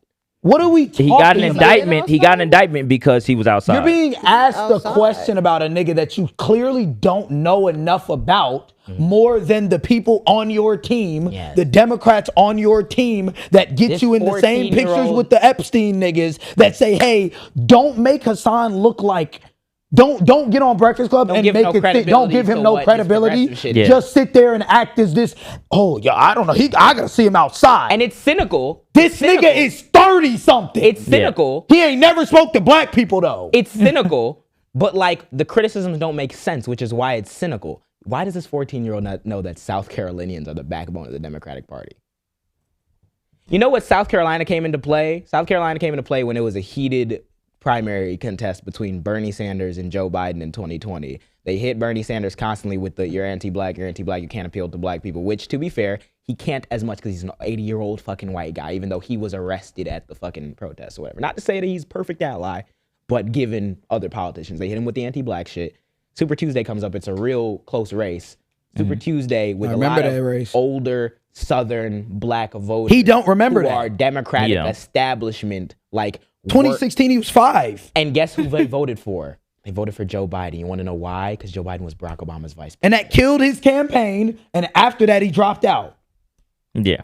No, in 2020, he won the election. Wait, who are we talking about? No, Bernie. Oh, I thought we were talking about Bernie. No, yeah, it killed Bernie's. Yeah, that's what I'm saying. He dropped out after that because he lost on Super Tuesday. He wouldn't know that because he's 5. He was 5. Or he probably was like just now getting into this stuff like at that time. But that's not representative of what year you is should that? judge. That's 2020. That's 2020. That's That was literally 20. like, Oh, you're that like was 20. 9, I'm 10. thinking 2016. No, that was 2020. He's like 9, 10. But no, Bernie should happen 20. No, it happened 2020. happened He lost in 2020. 2016 to Hillary in a close race already, but he didn't get as close. Super Tuesday In did happen 2020 with Joe now. Yeah, that was 2020, 2020. He was winning. You at right, one you point. right, you right. In So he was 2020 9. In 2020, Yeah. he was winning the primary at one point. He had won Vermont, I'm pretty sure. Yeah, he was. Won He like was. New Hampshire. He got really close in Iowa. So Yeah. they start counting like the primaries and the states are starting to vote. Super Tuesday was when they did a bunch of the southern states like at the same time, including South Carolina, XYZ. And all the talk was Bernie's actually anti-black because he's not going to pick up South Carolina and the Super Tuesday states with the black people in it. Yeah. And he was running against Joe Biden. He was running against Barack Obama's vice president. He was running against Barack Obama's vice president. He was running against Barack Obama's vice president. He was running Already against familiar Barack with the black community Bro, because what's so annoying So I'm either like- way is like That's the constituency that's on the We're- back of this 14-year-old's mind. to say that Hasan, South Carolina. Hassan is anti-black, and to say that he can't speak to niggas. and he don't But be we outside. allow to put on a pedestal the token black man, or not, I can't even say black man, the token black child. This the same what's that one nigga? Lil Dab Dab. Lil Dab Dab. The nigga they gave The same Republicans. They said, oh, this cancer patient, this black kid, we're going to make him a police officer. And then they put him on a pedestal. This is the same fucking thing. Do we not get tired of seeing this shit? Yeah. We could put the 14-year-olds on to talk about issues that they barely know about. Yeah. Like literally. And the thing is, bro, like niggas would not be like criticizing you as much, or even like your team around you. Because I heard they was like, they want your aunties to stay nameless. I can probably see why they don't want their fucking name out by the way y'all moving. Yeah. You really, bro, you got to be careful on which narratives you Exactly. spread. Yeah. Because here's what it is, and here's what you might not realize, is this nigga just got indicted by the federal government because of some shit that happened in a whole nother place because America is fucking over Cuba and he wants to help and give aid and all this. You're running on that narrative and spreading it out more when you have no idea what you're talking about. Talking about Hasan has never been outside. And I'm telling y'all, because I know what y'all gonna think, Hasan ain't paying me to say this shit. I'm being real. This nigga was outside with us, with black people, Like what? multiple And times. when I tell outside, you, and when nigga. I tell you, we were on the south side of Chicago, and this nigga, he walks out. When I tell you, a swarm of black kids are surrounding this man. Are surrounding him, Taking pictures with the He nigga. didn't walk in there Niggas' and they're mamas like, is hold walking on. up to this nigga saying, hey, can you take a picture with my 12-year-old daughter? and Like, whatever. Yeah. And if that's the case, then whatever. Let's go to the second point. You can't use that when you're taking pictures with Bill Clinton. Therein You're lies the taking point. pictures Yeah. with Joe You Biden, remember the the nigga who said, segregationist. the Yeah. white man who literally said, you're not black if you don't vote And for you know me. why- We're talking about effective communication to niggas. Like, Hasan and the leftists need to practice talking to black people. They voted for Joe after he said, you not black if you vote. I would have voted for Joe. I had to look past it when he did it because I was like, oh, this old white nigga wildin'. But Trump is more racist than him. So cool. But we're talking Hasan Piker versus the niggas you taking pictures with? You don't care about the anti-blackness then. everybody You on don't this care. That's another thing. I want to add this too. Bro, we all voted for Kamala. Yes, Like, and you want to it's know like who I? You know niggas- how I found? And I said it 2 weeks ago. You know how I found out Joe Biden was a segregationist? Because your auntie Kamala blasted him on the stage when she thought I was gonna win her the primary. Yeah.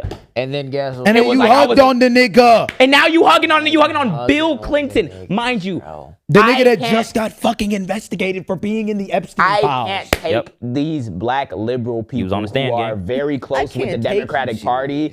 Yo, why do y'all allow your seriously. child to be in some shit like I this? can't take you niggas serious. Like I saw a clip with this nigga on some local news station, and he's talking about how he came on the side of the TikTok ban, saying like the kids. This is 1 year ago, saying the kids just want to do the renegade and be about our business.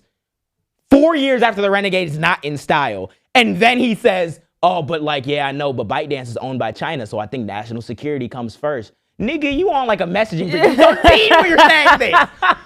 What are we fucking doing? National security for TikTok. You're 13. Yo, the And this optics of nigga that on is the Breakfast crazy. Club right now, one day National after Hasan security, came, man. to put a little like black Fresh out people the womb, to like national you security, know what? In man. my mind, it's very cynical, and this is why it's disgusting. Even on the front, page. Black Parents talking or about whoever's national like security. controlling this situation is that You're using the black face, Yes. the black Yep. youth of this That's kid. more dehumanizing than anything Hasan has said. You're Yep. using the black youth and the black face of this kid to come out here and parrot talking points about how Hasan needs to get more comfortable with the moderates in the party. Like the moderates in the party have ever been comfortable with black people. Maybe the one or two that they parade out there occasionally, but none of you niggas even touch the topic of reparations. At That's all. why it's so. So, we like, know- Y'all still afraid to say Oh well, genocide. we need. Go on. We know so specifically because like we know how not only I won't say companies, but like in conversation we have with other people, like we know how they view us. Yeah. In the same way as I know how they view you. Yeah. And you're on there, and the reason why they got you on there saying that shit is because They need the gang, youth vote, they man. need what do they need? They need need someone that can reach more black people. And I that is your tell position. you, bro. and I can tell you So you're right feeding now, 50-year-old talking points through Yeah. this 14-year-old. and I can tell you right now, based on the clips that I seen, they are frying this nigga right Bro, now. Yes, yes. Bro, yes, Comment. you deserve it. Nigga. People see that through it nigga in the turn But off comments. his no, comments. but he don't deserve it. Yeah. The His little people nigga don't. deserve that His shit. No, people real. do. Yeah. And that's True. what's fucked up Yeah. about Because he it, bro. deserves the space. Y'all niggas know what the fuck y'all doing. Yeah. Charlamagne and them know why they ain't invited this nigga who's been doing these same things since 16. Yeah.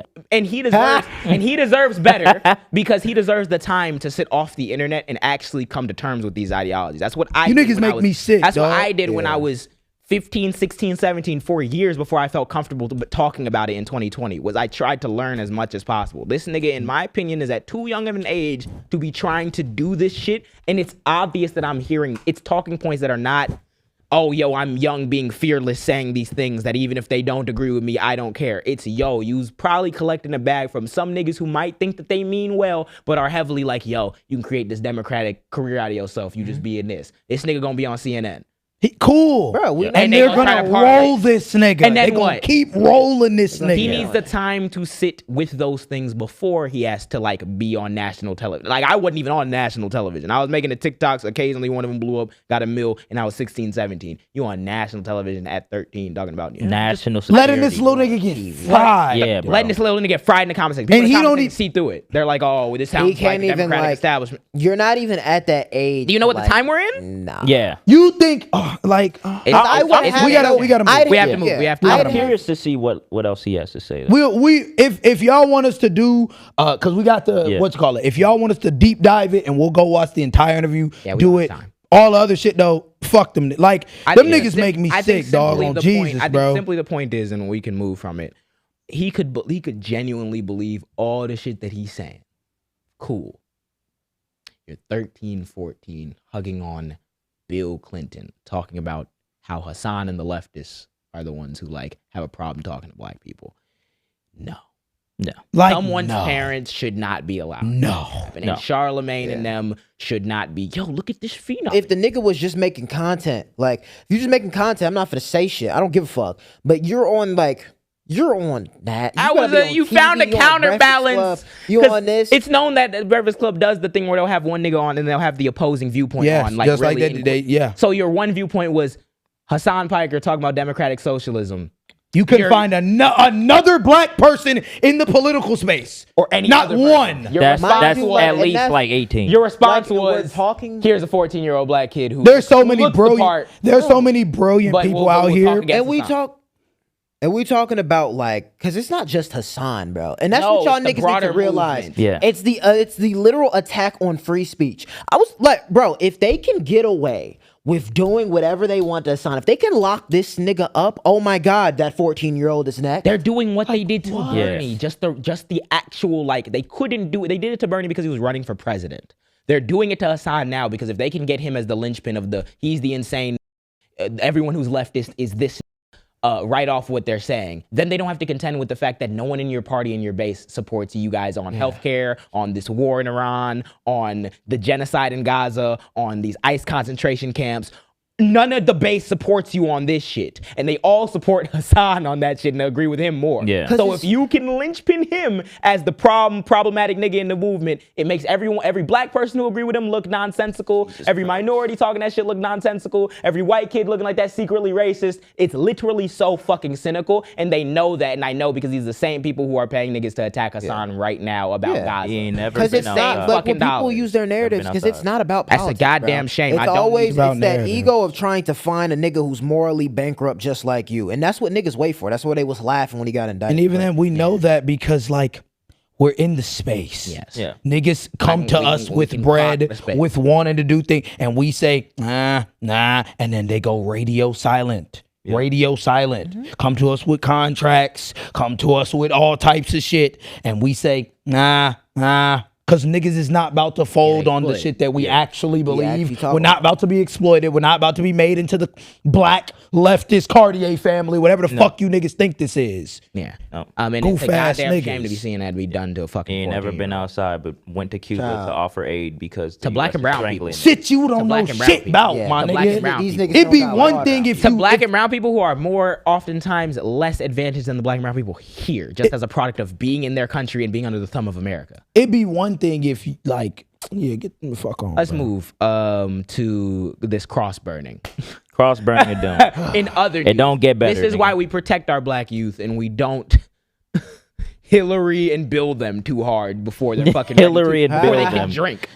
Yeah. Like what, dog? Fucking before he can even go inside of a hell. No, this nigga can't even go inside of a GameStop and purchase a game without his parents. Like, and you got him on a breakfast. This should be at Dave and Buster's. Yes. Let this nigga be a child. Don't ask him about Hasan Piker. Maybe you ask him about Trump. Maybe you get there's occasional kids will be like, I don't fuck with Trump. Obviously, that's an easy. You asking this nigga about nuanced liberal leftist politics. Like what? Shit that you don't know. I can't imagine him talking to a black auntie. Like he didn't campaign for Cory Bush. South Carolina. I can't do it. Nigga campaign for Cory Bush. I can't do it. I can't do it. Because it's about the principle. It's not about the identity. But you niggas couch behind the identity because it avoids you talking about the principle. Exactly. Let's go to the cross burn. So for the people that don't know, there was a cross burning that happened in Grant Park, right down the street, right? In Chicago. When you first see a cross burning, what's the first thing that comes to your mind? Oh, yeah. Nigga, the Klan. The Klan, right? The only thing that comes to mind. The only thing that comes to mind. Y'all Klan? Nah. But no. Yeah, so when I first seen it, I'm like, oh, these niggas getting bold now. We just had the shit with Cyrus. We just had the shit with Carmelo Anthony. Bro, that's what I'm Cross, oh, these niggas going crazy. We might have to strap up and, get to work. You know what I'm saying? We find out one of you bitch ass niggas walking down the sidewalk Grand Park. Confederate nigga. Exactly, right? So I wanted to, deep dive down into people that need the history lesson. Because according to what... Yeah. According to the according to the new like shit that came out about this story, right? Mm-hmm. Before I even say anything, guess what race it is? Oh, what? Guess what race it is? The person that burnt the cross. What? White. I know. I said it 1 second ago. Okay. Stop Asian. He's Asian. He's an Asian man, right? To the Asian. Shout out, man. Solidarity. So wait, what? Yeah, he's Asian. Yes, whatever. Asian man. He nigga from Naperville? Yeah, he's from Naperville. Oh yeah, he's from Naperville, by the way. Also, he's from Naperville. He's from Naperville. So nigga, you drove an hour and a half with crossing your shit. With a cross. With a cross. And you don't know what the fuck you putting it up for, no. gang. No, not at all. Yeah. So before we get into that, let's go through the history of cross burning, right? It first originated, from I found out, it was a Scottish tradition during like wartime. If it was a war going on, they would burn a cross, be like, yo, everybody rally up, let's go to war, blah, blah, blah. I'm the same niggas who was burning like boats and shit, I'm pretty sure. Or those are the Vikings, but like same era. Yo, these region niggas of the are world. insane. Yeah. Basically, like that was their like tribute. beacon or tiki torch that they would use type shit. Come to like the early 20th century, the white Europeans come around, they go to the U.S., they don't like niggas. The Knights of the Klan. And they wear the white hoods. They don't like black people, they don't like Jewish people either. Nope. Or gay people. They take the crosses. And when they put a cross, either in your yard or wherever you are as a black person, and burn that shit, you're fried. Nigga, you're getting hung. Run. Or killed. Run. Beaten to death. Run. You're not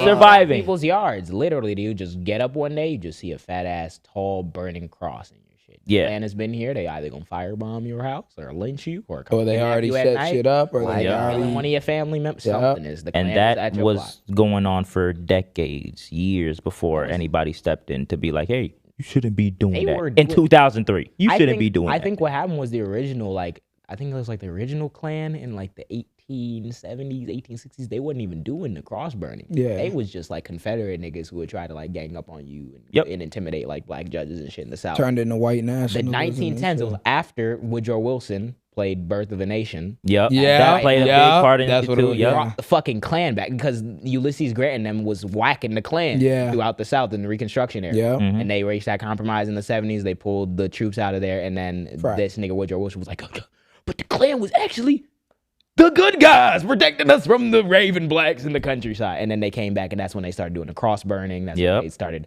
having the hoods and the horsebacks and shit. Like, yeah, they got so pretty much every black person, even a lot of white people, even a lot of people of color know that when you see a burning cross, nigga, that's like that's racially motivated. That's like you're you're trying to, yeah, that's like tier S of like bullshit that you should not do, right? Yeah.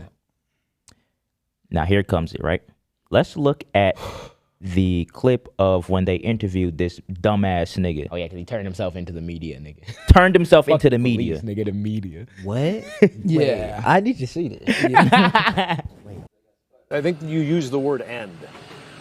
That's what I mean by end. I mean by end, I don't mean like a civil war. If that is the imagery that you're trying to imagine. Lou says he This is his built reasoning. this cross after carrying wooden slats from his near West Side apartment to Grant Park last Tuesday afternoon. He showed the red ball cap that he put on the top beam and used lighter fluid and toilet paper to get it all going. Pause it. He said he put a red hat on top of. You don't see a red hat there, but he said he put a red hat on top of the cross and burned it.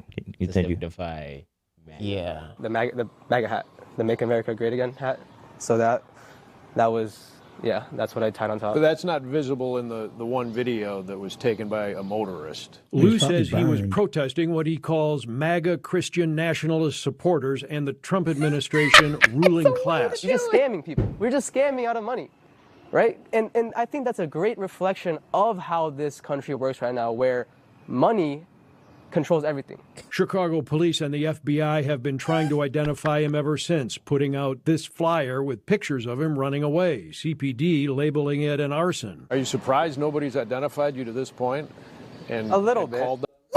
Sitting on the news, no one's Wait. Pause it. Wait, they did it? No. They didn't No. They didn't arrest No. this nigga, nothing. This is the first time this nigga appearing is on the news. They ain't catch me yet. Yo. Fucking idiot. No, this white privilege shit is like nuts.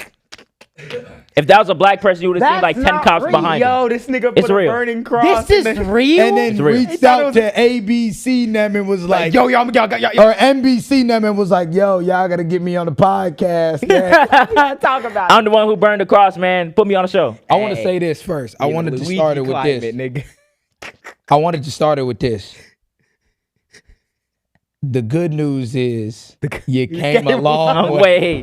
The bad news is, nigga, you went the wrong way. You went like completely the wrong way. You went so Like you like jumped. It's because you This niggas, the dumbest shit I've you seen. niggas like, don't be Oh, friends with niggas. this a Valorant nigga. You This don't- your average Valorant You player. don't be friends with niggas. Herein lies the problem. But this your Gang. average Naperville citizen. I get Them niggas dumb as fuck. I get what you're like saying if you've never seen a nigga or read anything about a nigga in the history of all time. Like you have to be in a cryo. keep in mind, I know what you about to say. Let's continue this because he says he goes into what you're about to say. Like, to me, this issue is bigger than just myself. Did you make it all the way through almost 4 years at UIC without somebody teaching you that a burning cross is one of the most divisive symbols in America? No, I didn't. I don't really have any, like, I never grew up He with doesn't religion, understand never, the question. really surrounded myself with people with it. My childhood friends, they, I remember them going to, like, confirmation and stuff like that, but This nigga has no idea he's No idea. divisive because of racism. I mean, that really is Yeah. where it started. Nobody ever taught you that. No, You never no. read it in a history book. Nobody. I just saw the Wikipedia page with the movie with the, like, I think it's called like Under One Nation or something like that. No! Birth of a Nation!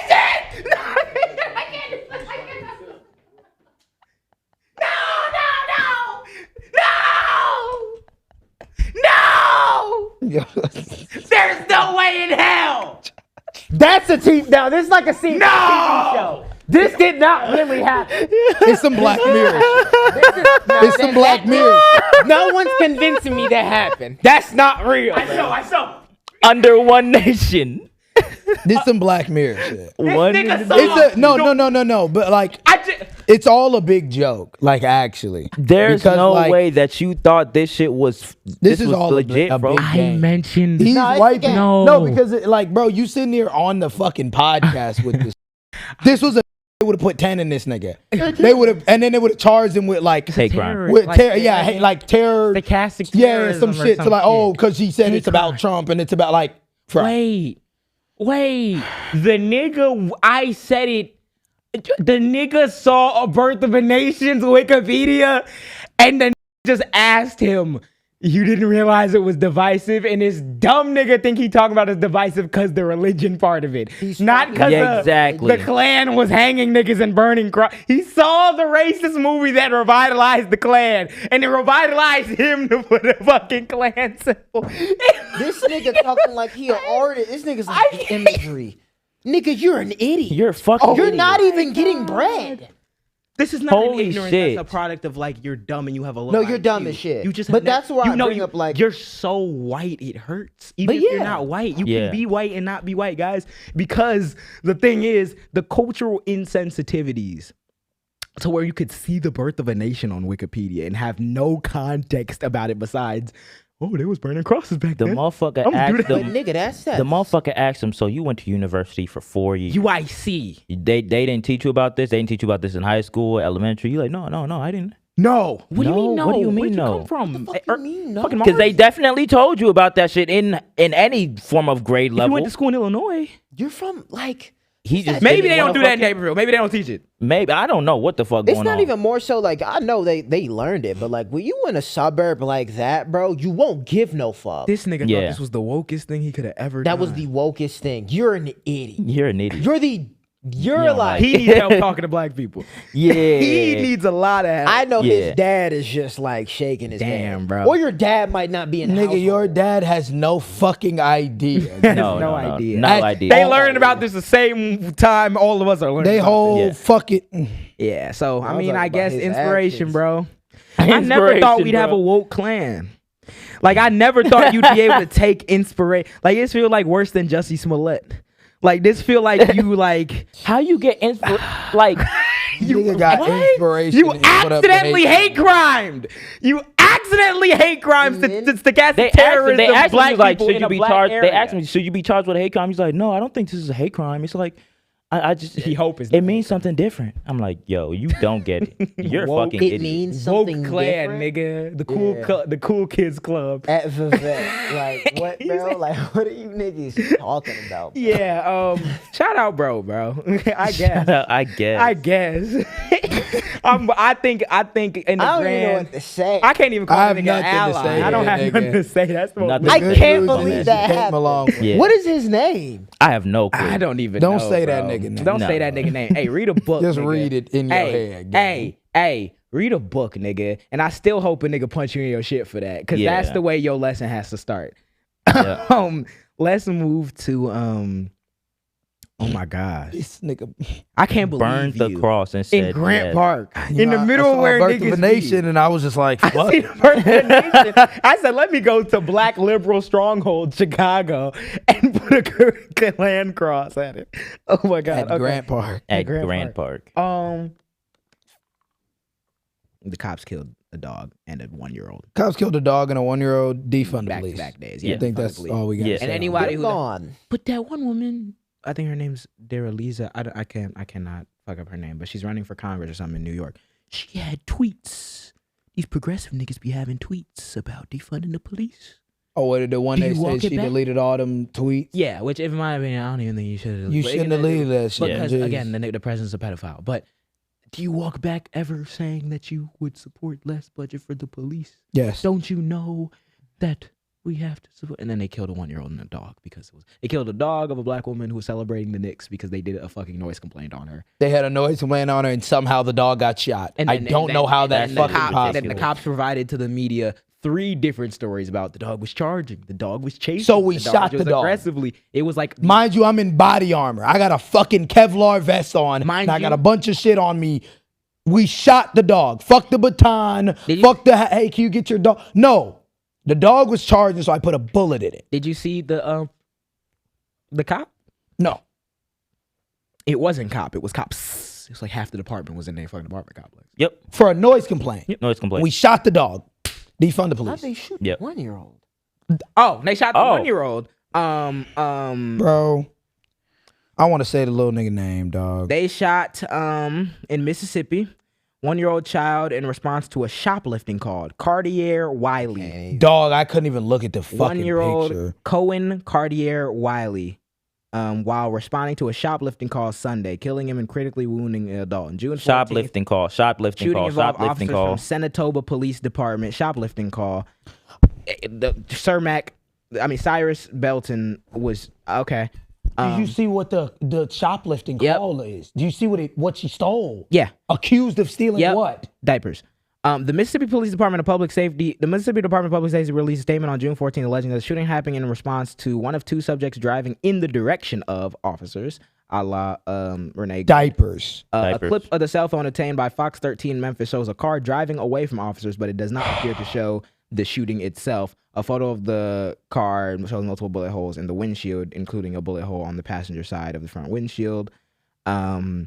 Law enforcement officers responded to a shoplifting call at Walmart on US 51. Upon arrival, officers encountered 2 subjects and a juvenile child fleeing from the store in a vehicle. A juvenile child, a baby, an infant 1 year old. I'm going to send you the picture of this. We'll put up the picture of the juvenile child they're talking Officers attempted to stop the vehicle, this is according to them, but the driver drove in the direction of officers, almost striking one, said the statement in part. An officer then discharged their weapon and the vehicle fled the scene. The subject arrived at the local hospital where one juvenile child, a 1 year old child, was pronounced dead. And another subject has critical injury. Because you're shooting into the passenger side of a vehicle. No law enforcement officers received any serious physical injury. Members of Cohen's family denied the shoplifting took place. If it did. Before the shooting, diapers. A witness saw 2 women exiting the store, one carrying a single box of diapers and one carrying the infant child. Let me tell you the only correct take.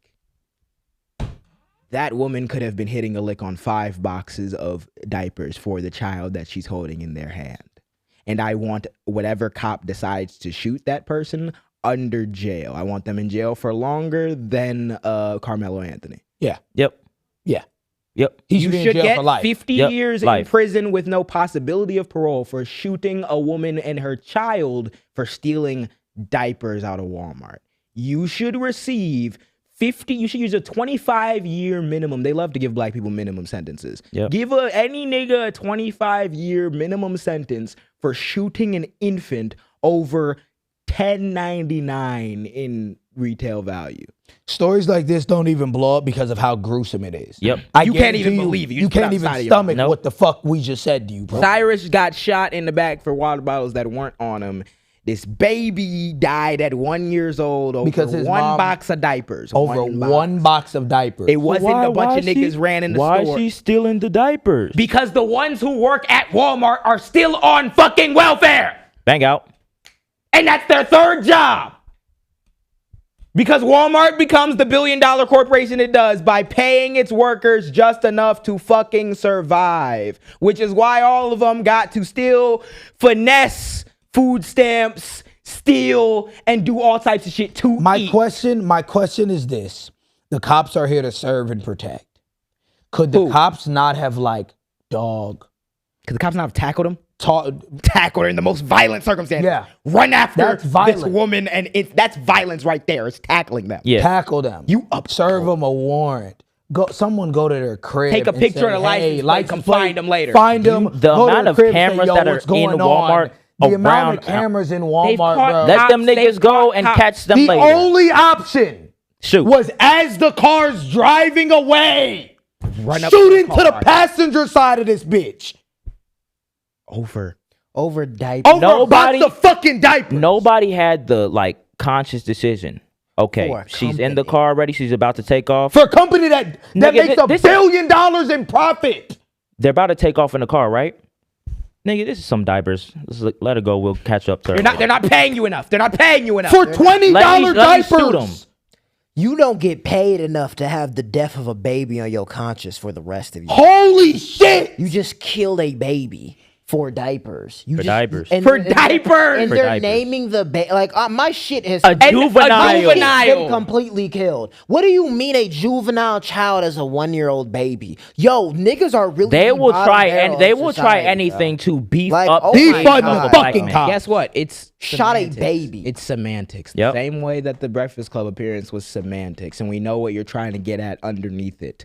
The same way that this shit with how they report it in local news is semantics, because we know you're going to buy the police story at face value. Yep. The dog was charging at you, the whole police department, so you put a bullet in it. The dog was chasing you, the whole police department, so you put a bullet in it, and then all of a sudden the woman is there crying over the dog. Bawling her eyes out over her fucking dog That that was just got chasing. shot on one of the happiest moments of probably her life. Her life, because they executed a wellness check on a noise complaint that required the whole police department.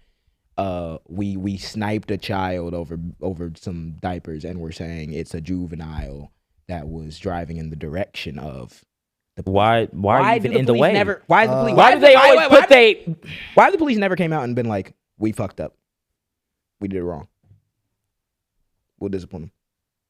It's never that. There's some defense for the story. There's because it can't, because we got to You avoid shot liability. a You shot a baby. You shot Baby. a baby, And bro. Got a baby. Their parent.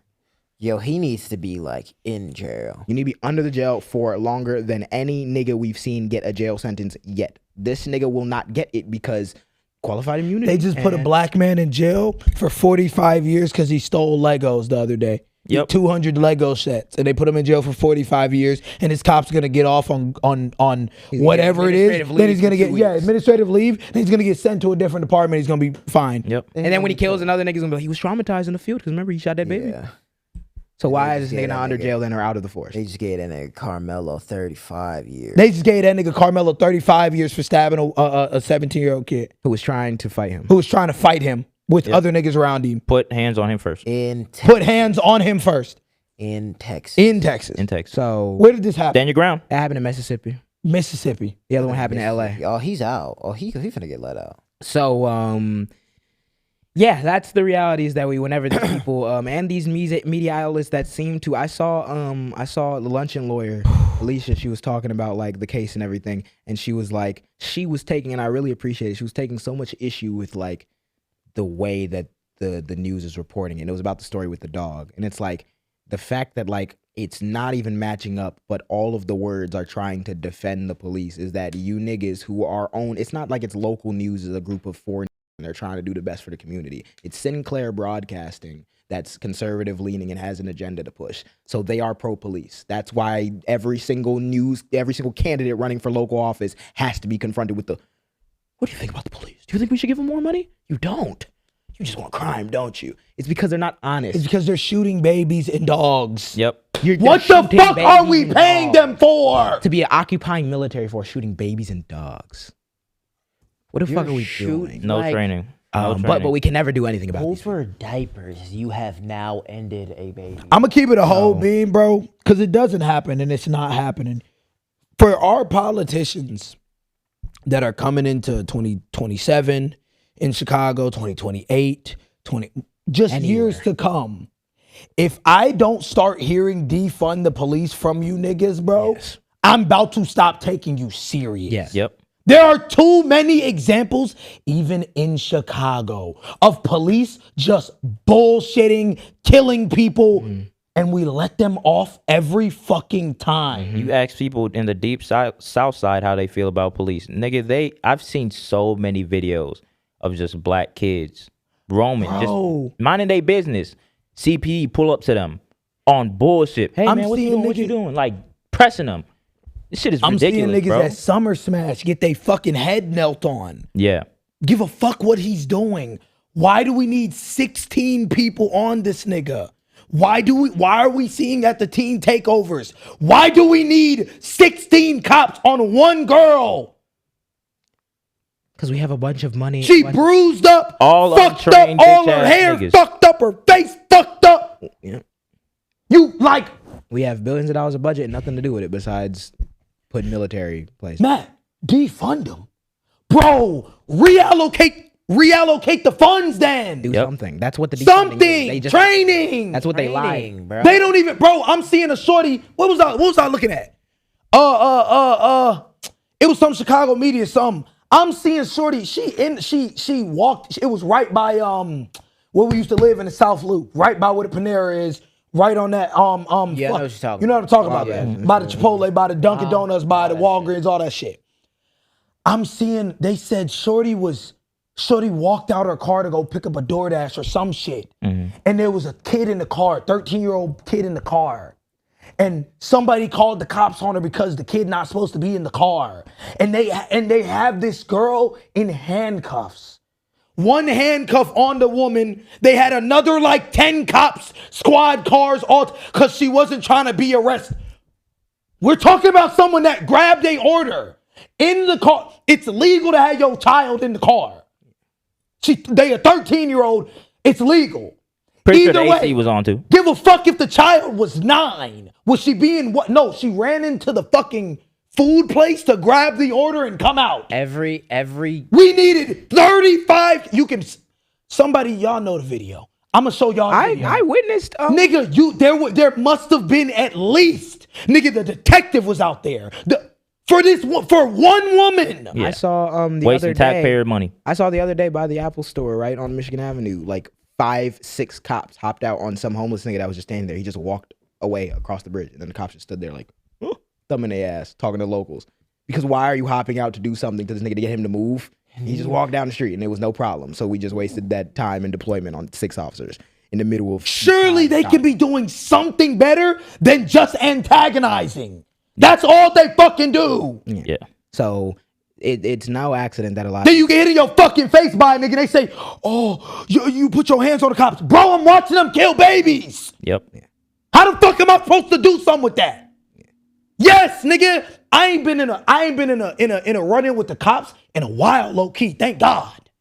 But nigga, yes, I'll be on smoke every time I'm confronted by them. Cause you be killing babies. And y'all clear it. 2 weeks of training. 2 weeks of training.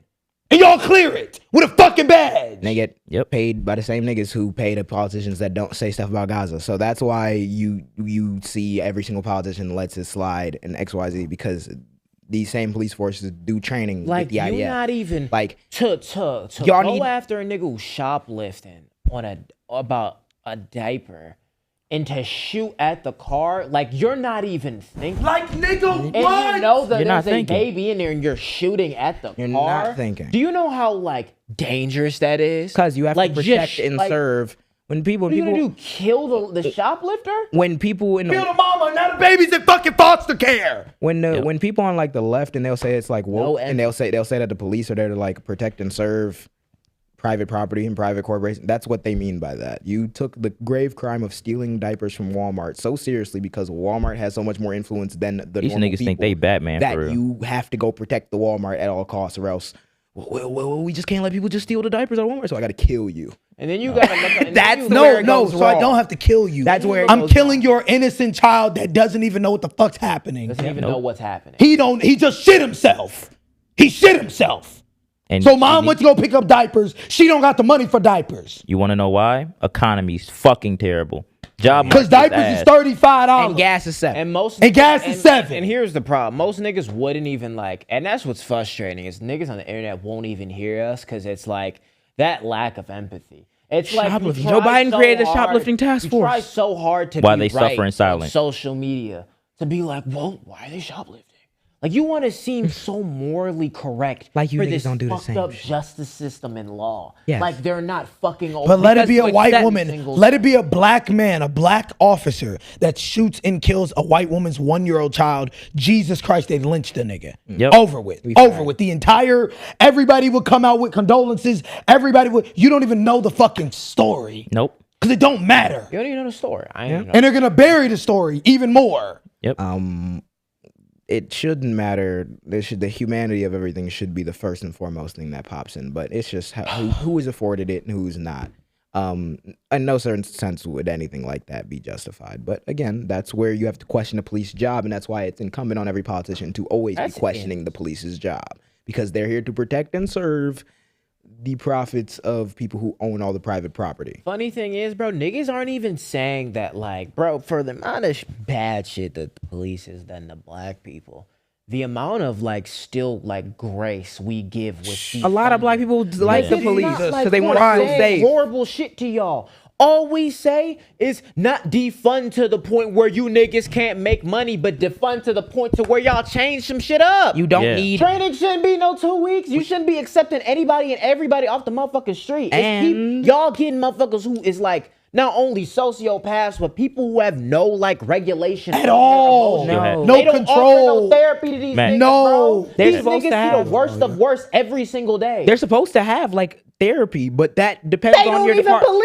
That depends on your department. That depends on the resources your department has. That depends on how lenient they are about you even going and seeking therapy, because all the time they're not gonna force you to go into fuck all that, bro. And 13 even then, SWAT trucks and army weapons. American policing with the army weapons is more akin to military occupation shit. So you're on this patrol trying to look out for you and your team of officers against the populace who you're in a wartime mindset. You're not in a let me de-escalate, let me do what's best for the community, because to do that, you probably need some people without weapons who are community organized and literally backed with the same fucking resources of a police department to do those wellness checks that don't require guns, to stop people from stealing toilet paper that doesn't require guns.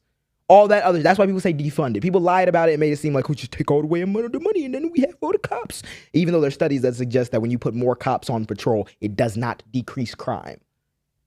Because you just have more eyes to find people doing bullshit. Yeah. That's literally what it is. When your police department has 2-week training and it reflects off the way training with Israel moving.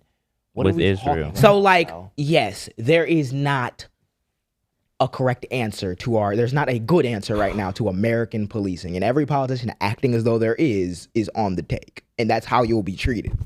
You could not be. Get creative. Think of anything fucking else, because unless you're gonna keep telling me that we have no choice but to watch the cops sit here and shoot babies, I mean, okay, well then you're not serious. Don't talk to me about shit. I'll go through this pretty quickly because it also folds into the America being some bullshit in how we choose to do things, because it's not that we have to be bullshit. Is that our government is ran and our society is built on a lot of people who are literal bullshit, have either just can't read and therefore they can't question their own like conclusions that they've been imparted by their family, or they just are steeped in that racism and all of its effects, because this country has had a very dark past with that shit.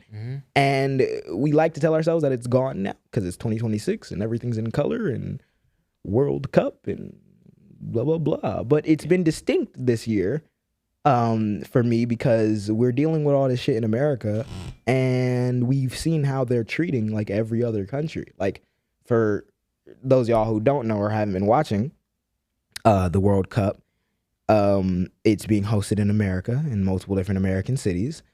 And because of that, of course, they brought the fucking World Cup to America the year that it's Trump and all these people, and they're heavily anti-immigrant. So I'm like, oh, how's that going to work out? It's been working out about as good as you could imagine. A bunch of players and team officials from all these other countries have either had like their visas denied, not approved, have been getting hassled, have been in TSA check for hours. Like, how do you do a World Cup here and deny the players? Like, the Iranian team, I'm pretty sure, is not even allowed to like stay here. They have to go to Mexico every night, or and then they have to cross the border. And they this is terrorists. this is in CBS. God, bro. Iran World Cup. We said boycott the fucking because this is the problem, is that America being like the world superpower, like, you can't want to be the world superpower. You have 800 military bases around the fucking world. And then the World Sporting Tournament. Like, the reason why people love sports so much and the reason why Americans love sports so much is because sports is like our replacement for war, at least in my mind. It's like your team sport. You get to and you solve your conflicts this way. You get real tribal about it. I wish we could just do that instead of blowing up fucking children, honestly. But you are trying to be the global superpower and want to be respected on the world stage. And you're showing no respect to the, like, all of these, it tripped me the fuck out because I'm like, you can't just do that, right? Why would you host a fucking sporting event in your country if you like are so anti-immigrant that you're gonna like hassle every fucking country? Iran's World Cup team, it says the coach of Iran's World Cup team said it was ordered to leave the U.S. and return to its training base in Mexico only a few hours after opening its politically charged tournament by playing to a 2-2 draw with New Zealand on Monday night. Coach Amir Galenoi, sorry if I butchered that, didn't say who ordered the Iranians to leave earlier than planned. The team had expected to spend the night in California to maximize the normal recovery process after its opening game, only to be told after the match that everyone must immediately get on a plane for the 140-mile trip back to Tijuana, Mexico. He said he complains about them not giving time to recover and everything. That's just literally like a competitive disadvantage. Yeah, it like is. literally. It actually is. Regardless of how much the coach is embezzling the effect on the players, that is just a competitive disadvantage. You're playing in the World Cup. If I'm the coach, I'm telling you, oh, it's gonna fuck with my players too. Because I mean, it's human anatomy, nigga. It's rest. It's rest. Imagine finishing a game, a World Cup game, and a nigga being like, yeah, get on a plane and fly to a different country immediately. Or a nigga being like, yeah, go in your hotel room and go to sleep. Yep. Like, speaking that's of like CBS, not rocket science. Speaking of CBS News on Monday, Andrew Giuliani, the executive director of the White House's World Cup Task Force, said that Iran's team would be allowed to enter the U.S. one day before each match, but would be required to leave on the evening of their matches. The team will be allowed to come. Mind you, we started the war. We did. Match day -1, so the day before the match, Giuliani, the son of former. This is the son of Rudy Giuliani.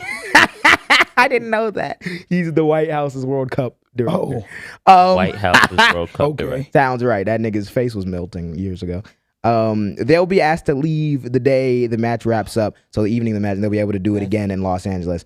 They'll be able to do it again in Seattle if they qualify for the next round. So they'd have to go from Seattle to Tijuana each time after the match. Iranian team wins the World Cup. Giuliani told the Associated Press Tuesday that we were clear in this process. Meanwhile, Iran winger Mehdi Tarabi's entry visa had expired after the first game. The team officials confirmed Tuesday afternoon they had secured him a new multiple entry visa, allowing him to travel into the U.S. for future matches. They have been hoeing every country from, like, there have been countries from Africa, countries from the, like, Gulf Arab states, the Middle East in general. They have pretty much doing this process, finding a way. Multiple people's, like important niggas on their staff couldn't even come to the World Cup. Parents couldn't come. Wow. All types of shit.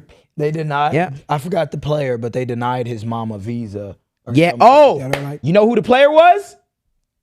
It was the goalkeeper of Cape Verde. Yep. Who played against Spain. Yep. He went from 30K followers to 8 million followers. He's at 8 million? He's at 8 million. He was at 1.6 when I seen him. He was at 30K when the game was happening. He went up to like 2 million by the end of the game. He's at 8 million now. You know why? Because he stopped Spain from scoring. Yeah. Cape Verde, this is their first World Cup ever. And they're playing Spain, 0-0. Who's favored to win. What's his name? I forget his name. It just popped up on my feed. But they're playing Spain, who's one of the countries that's like heavily favored to win the World Cup, and Cape Verde has never been in the World Cup, and they drew 0-0 because the goalkeeper went stupid and saved fucking everything. His name is oh my gosh, I don't know how to say it. Diaz. It's Josimar Vozinha Diaz. He blocked each attempted goal by Spain. That's crazy. It says this year's this is a post from shout out AJ Plus. They do some good reporting. It said this year's Cape Verde's first World Cup, but it's on a list of countries whose He's fans. Africa's oldest player at the World Cup, by the way. Africa's oldest player. Wow. He is on a list of countries whose fans must pay $15,000 in a returnable bond in addition to the visa fee in order to enter the U.S. That fee prevented Diaz from bringing his mom to the match. Just go through the process, man. Just go through the process, He bro. said, I would like her to be here. His mom, he says Diaz was raised by his grandparents who passed away a few years ago. So he wanted his mom to come to the World Cup, and they couldn't. Yo, he didn't have white arrogance is like one of the most evilest things. He's there to play soccer. Imagine hosting a international, like, we're not talking about like the football youth, nigga. We're talking about soccer. He's at 12.4. He's at 12.4 million? Yeah. He's like a world hero for Cape Verde. The arrogance to host a international sport and you're so fucking racist that like you don't even want to let these niggas in the place that you decide to host for international sport. You don't have to host it then if you want to be racist. Yeah. You're making such an inconvenience for these niggas when it's their shit. They saying when Iraq's football team qualified for the World Cup in March, Abdullah Adnan, who's a fan, he said he bought tickets for his country's matches against Norway and France. To go to a match, a stadium, a crowd cheering and see my team, that's worth the world to me, he says. It's a feeling that no other feeling can compare to. This is only the second time Iraq has qualified for the World Cup since the first was in 1986. And he couldn't get a visa to go watch the team. And Iraq's not even on Trump's travel ban list. So, like, they didn't expect him to run into any visa problems. But they are just like... It's Iraq, Iran, same place. They were saying... I think the administration was like, we're not going to use, like, the Iranians football team being here as an excuse to, like, sneak terrorists in to the country. They're terrorists? Wait, you started the war against them.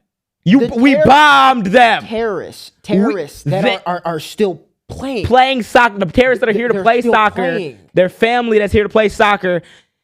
And we bombed them. Iran's team started their match with like a tribute to the girls who we bombed in the school because we used some AI thing that targeted this base that didn't account for the fact that they had a school right on the military base and it wasn't in the right place. And then they bombed the fucking girls' school directly. We call them terrorists while we host them in our country to play soccer. While we still, like, that's the thing. And make us money. You're calling them terrorists, then making them travel while you simultaneously keep them here to play what the fuck they are meant to play. Soccer. And you will still call them terrorists. Adnan traveled to the neighboring country, Jordan, to try to get a visa at the U.S. Embassy there. But when he arrived for his appointment, staff told him that because he wasn't a Jordanian citizen, that embassy could not give him a visa. The tickets for the match and the trip to Jordan cost him about $1,800. He considered doing it in Turkey, but the process could take up to 2 weeks. He decided that he couldn't spend that much time away from home. He's given up on trying to get a visa.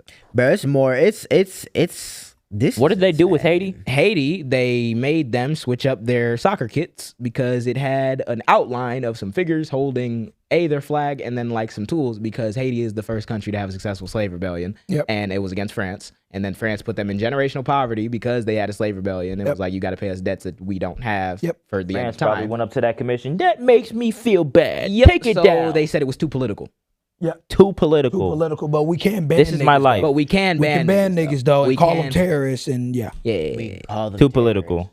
I saw there was members of the Iranian diaspora. Like there were some people protesting the government outside the match. There were some people who like turned their back on the football players. There were some people who were cheering for them because they note how beautiful it is, how politically charged the atmosphere is. But Haiti can't put the thing on the jersey because it's too political. Politically charged atmosphere. It's the World Cup. It's the celebrate your country thing. It's banning Iraq. The World Cup, bro. It's too political. Arrogance, bro. It's sheer arrogance, and it's the arrogance of white supremacy. It's a product of. It says strict immigration policies and clamp down on undocumented migrants were a key part of Trump's re-election campaign in 2024. U.S. authorities said their system needs to be rigorous due to the challenges they face in managing the huge flow of people that cross the country's borders. World Cup. Julian Adonis from Ivory Coast. We wouldn't have to do this if we didn't go in people's countries, bomb the shit out them, fuck they whole shit up, and then be like, oh my God, could be some sleeper cells. Yeah, they said Julian Adonis from the Ivory Coast Fans Association says it's a form of segregation that doesn't speak its name, but the proof is there. No European country has faced this kind of restriction. Why Africa? His association normally sends a group of fans to the World Cup, but decide not to even bother trying to go to the U.S. because of the regulations. So we have America, greatest country on earth, has laid claim to the worst fucking gathering of niggas for the World Cup because we're making it so unnecessarily bad and evil and daunting. But we all want y'all to come host the World Cup here, though. Make the money off it. Because we're going to make the money off it. Fuck you and your countries. And then we bombed Iran, and then we decided to give $300 billion to Iran because we said sorry for bombing. Please talk about that shit because for the last, 20, 30 days, all I've been hearing, war with Iran is done, man. We beat him. Bro, Iran just won't open the fucking strait. Open the strait. We got a deal done. Damn, Netanyahu, what the fuck are you doing? Yo, the war is over, gang. We got it. Let's give them $300 fucking billion. And by the way, you can keep the strait as well. Yeah. What the? Oh my God. What was it for then? What was it for? Like we just did testing shit. We just testing shit. You know how you go to Costco or like wherever you go for the store and they give you the little cup and be like, you wanna test this shit? They kill Robbins. Yep. You wanna scoop ice cream? Let's kill kids. And let's just like see and test what the fuck we can do. They thought bombing that school and then bombing some oil refineries that they fucking need was gonna scare the piss out of Iran. You're not gonna be able to rebuild for the next 15 years. Exactly. Yeah, and then when Iran said, "Fuck it, let's ball, let's go all the way," and they said, "Wait a minute, hold on, wait, these terrorists are holding the world hostage." After we started a war we didn't have to start. America's the baddies, guys. It's really uncomfortable, but like we are the baddies. Oh God. So there's a deal that's supposed to be U.S.-Iran ceasefire agreement, supposed to be public soon. They're saying it's supposed to drop Friday. So it's either one of two things is going to happen. It's either we're going to bomb them before it drops and we're going to get right back into it, or Israel's not, no, three things. Or Israel's not going to stop bombing them and then it's going to fall apart. Or they're going to sign it and we're going to find out Friday. Everyone was like, why not do it already? But they've announced that it's going to happen on Friday. It's going to be signed in Switzerland. Iran's nuclear program is to be tackled later in talks. So you're giving them $300 billion later. Talk about the nukes later. Later. Here's $300 billion, though, gang. So basically, if I'm Iran, I'm about to invest all $299 billion going straight into a nuke, and I'm about to bomb the fuck out you. Yeah. That's what I do. Details began to emerge on Tuesday of the U.S. and Iran's interim agreement to end the war in the Middle East, with the U.S. President Donald Trump saying it will rule out a nuclear weapon for Tehran, as it's been ruling it out, as they hadn't already had one because Obama did the nuclear deal. And the U.S. official saying it allows Iran to sell oil upon signing.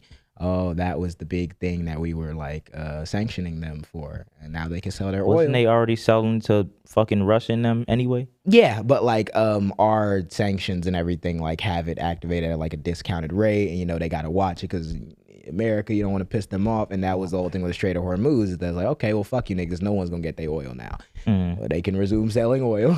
What's so horrible about this? It's just like these people are just literally bored. Under the deal, the U.S. will end its blockade of Iran's ports, while Tehran will restore the passage of oil tankers and other maritime traffic through the Strait of Hormuz, which is effectively blocked since the U.S. and Israel launched strikes on February 28th.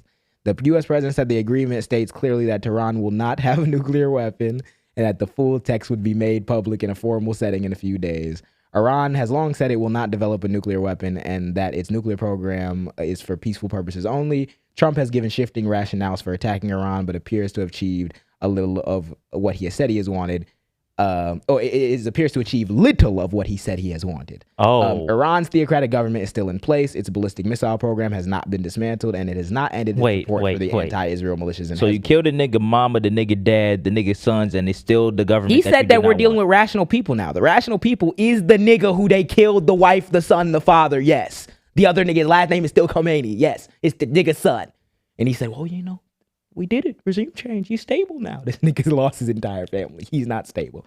Do what you must with that $300 billion. Yeah, it says do what you must. Yeah, and it hasn't stopped supporting Hezbollah because Hezbollah will not stop fighting until we stop the genocide. Like what the fuck? Obviously, the Accord about to give them $300 billion to negotiate with them niggas even more. So bang out with that. Yep. It says Israel has not directly participated in negotiations and has distanced itself from both the April ceasefire and the latest U.S.-Iran agreement, adding uncertainty to whether the ceasefire will hold because they still want to bomb shit. They still want to level Lebanon. And you're not gonna get them to stop. Nope. Bibi is not even acting like, oh yeah, it's gonna end now. He don't give a fuck. So he don't give a fuck. They're gonna keep doing it. Iran's gonna get mad because they're still bombing us, and then the fucking ceasefire is gonna fall apart again. The war has affected most countries in the region, killing more than 7,000 people, mostly in Iran and Lebanon, which Israel invaded in March. And yeah, so right now, our deal with them is. It says U.S. and Iranian officials say the deal could eventually deliver substantial economic benefits to Iran by lifting the sanctions and unfreezing foreign assets. It could also set up a $300 billion reconstruction fund paid for by neighboring Gulf states that host U.S. military bases and were hit by Iranian attacks during the war if Iran complies with other terms. these niggas are getting access to $300 billion that we will be paying portions of too, because our military bases are in these countries and we are the ones who attack them. So before, they had their assets frozen, and Obama made the Iran deal with them back in 2015, being like, okay, we gonna unfreeze some of the money that we froze from y'all back then. Why is America freezing their money? How can America freeze the money of a country halfway across the world? Because America overthrew their government 3 times. But okay.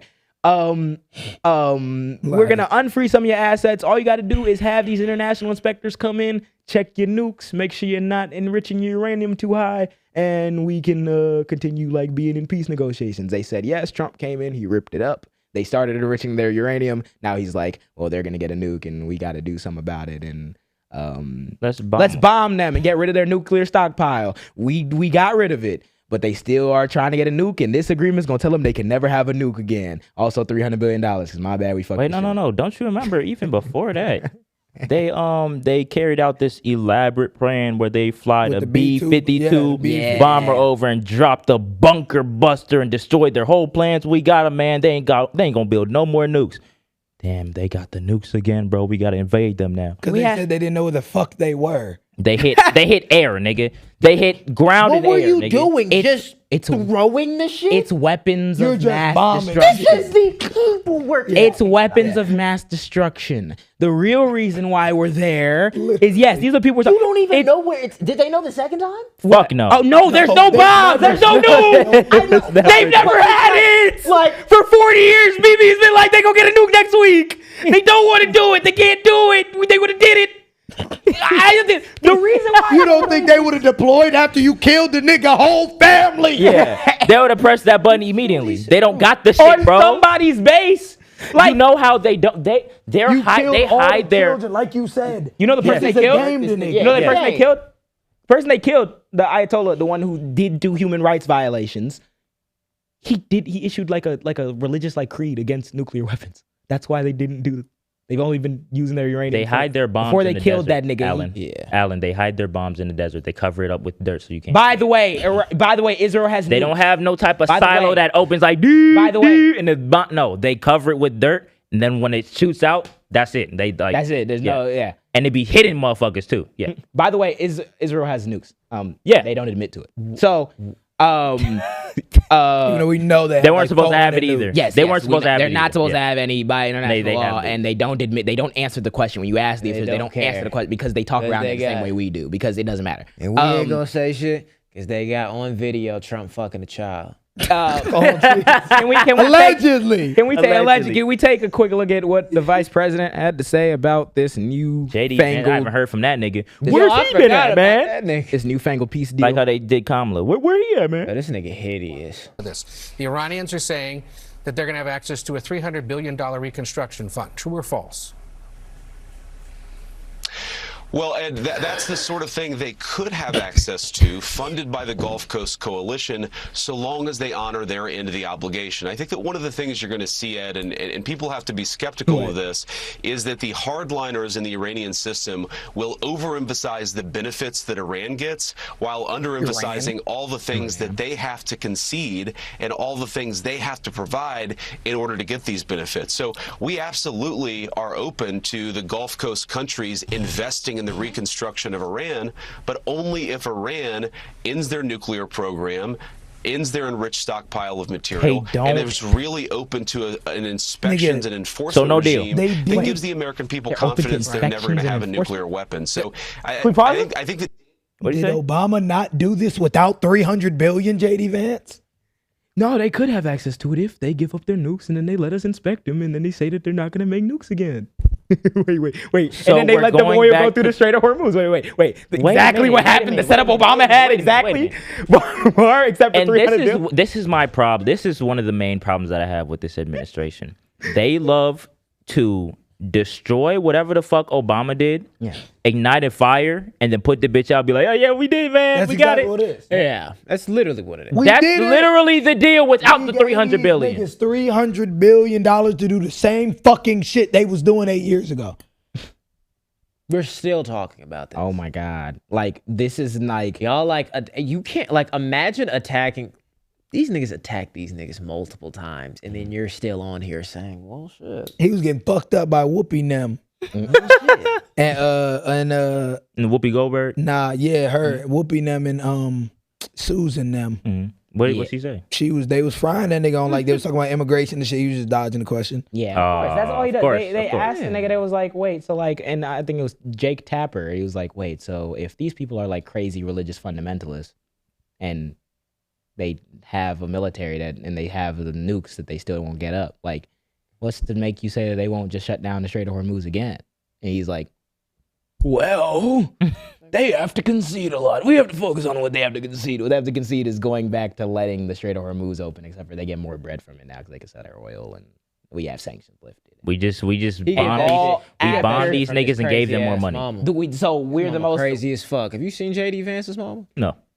It was like he used to like get like damn near abused by her. Makes sense. Makes sense. Like because he's a like a nigga ugly. He's a shell. He was saying that Trump was Hitler before he became vice president. Yeah, he was. Yep. So like he's a shell of his former. Now you're turning around like opening your ass. That's crazy, so they're gonna try to tee him up to be the anti-war nigga, I guess, at some point, and he's gonna have to pick up the pieces of why we, the most powerful, lethal, maximum lethality fighting force on the planet, said we're gonna invade niggas, and we backed it too. We said it's our war. We go into war, the Department of War, and we lost that shit and said, yeah, we gonna pay you $300 billion. My bad, gang. Just give us the oil. Our gas prices. They gonna fuck us up in these midterms. We got California gas prices over here, bro. We tried, but we fucked up. My fault. Killed a bunch of kids. $300 billion. Killed a bunch of civilians. Killed a bunch of girls at a school. Gave you $300 billion. Oh yeah, yo, soccer people are terrible. Alan Fo, I'm about to whoop your fucking ass. Fuck. I'm gonna beat the shit out you, bro. You gonna be bloody. My bad, bro. I'm gonna give you $300 billion. Don't do nothing bad to me when we done, okay? Real. And then you gonna go on CBS and then say like, I'm still like doing bad. Yeah, like I didn't do nothing. like I haven't done a thing. No, you just got your ass kicked. Like 40 years. They just gotta get rid of them. You've been getting beat for 40 years, then gang. you gonna take that $300 billion. You're gonna buy a fucking bazooka. You're gonna blast my whole house. You're gonna kill me. I'll kill That's you. terrorism. And then That's terrorism. I'm gonna like the people behind me gonna be like, it's terrorism, and you need to be prosecuted for that. And then we gonna fight. And then we gonna fight you. We gonna fight you for an additional 50 years after that. Yeah. And I'm gonna take your house away 3 times. Yeah. Mind you, there's a nigga behind this like screen, like screaming, talking about we don't know what we're talking about. He's in like the deep south. Oh my gosh. Obama Center is coming to Chicago. It's Chicago. We still gotta talk about Adrian Broner, but like we can say that for this Saturday though. Yeah, it's gonna be something worse we gonna see regardless. Yeah. If you want to see what we gonna say about Adrian Broner, go on to patreon.com/thejaampodcast. Oh Jesus, we need like 45 minutes. Yeah, we do. Into that. That's like, a real systemic shit. problem with our culture that we need to talk about in a full length. He's a nut. That nigga needs to be watched. Kai is also. And we gonna talk about Streamer University and Vivette. Yeah, follow up with on the with Patreon. All that shit coming. I hope the big thing that I'm trying to get at with this whole like point is, guys, your country is unequivocally worse than it has been in a long time. As much as booming, as much as the Claude is booming, as much because that's pretty much all of our stock market life is just like 4 companies that all do AI. As much as these companies are booming and the colors are getting brighter on your commercials, your life's not fucking improving unless you're like statistically a rich like pedophile nigga or adjacent. Literally shit I was just talking about. Chicago police encountered a mom who briefly left child. They went viral. Literally, yeah. And the reason why your country is going to shit quicker than it has in recent years is because of deliberate policy choices made by people who are in power and the people who are close to them. They spend all their time trying to say like, oh, we don't know what Project 2025 is. Because they will say anything to lie to you and get your support and put them in office. And then we bomb your shit. You pay more in taxes. We kill your citizens. We deport your family. We do all this shit. And you won't do a damn thing. But come support America, World Cup. But all these other countries are terrorists. It's like, it seems as though America is running out of ways to like not make itself the biggest villain in the entire world. And you don't want it to feel like that. When it's Obama era, you don't want it to feel like that. You want to look the other way. And it's just like, we're doing atrocities, but America has some good intentions. And then you tell me to get you tell me to feel glad for Maduro getting arrested because look how he's violating his citizens' rights while our president is violating his citizens' rights. That veneer got yanked off. And because the veneer is yanked off, now we can see more clear than ever how fucked the consequences of our actions have been. Mm-hmm. Until something happens and something gets changed different, we will be the worldwide pariah. We are embarrassing ourselves literally in front of every single other country because we're harassing the fucking people from even being there just to come watch some goddamn football, and we're the only country don't call it football.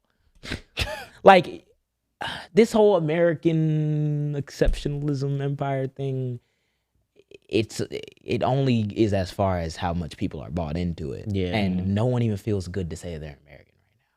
People who know what's going on don't feel that good. Why is that? There are choices that niggas have to make. And those choices include telling every single nigga we just talked about and this to legit go fuck off. Yeah. Yeah. Your government is actively racially profiling people. We require a response that actually acknowledges that and a response that is more than just, yo, check in with these moderates. Because this is what we're doing. This is going to take decades of repair. Then $300 billion to Iran. 300 billion to Iran.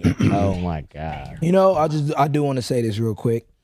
Shout out the Obamas and shout out the Obamas. And I know we didn't get to talk about Michelle Obama being called a man. Oh yeah.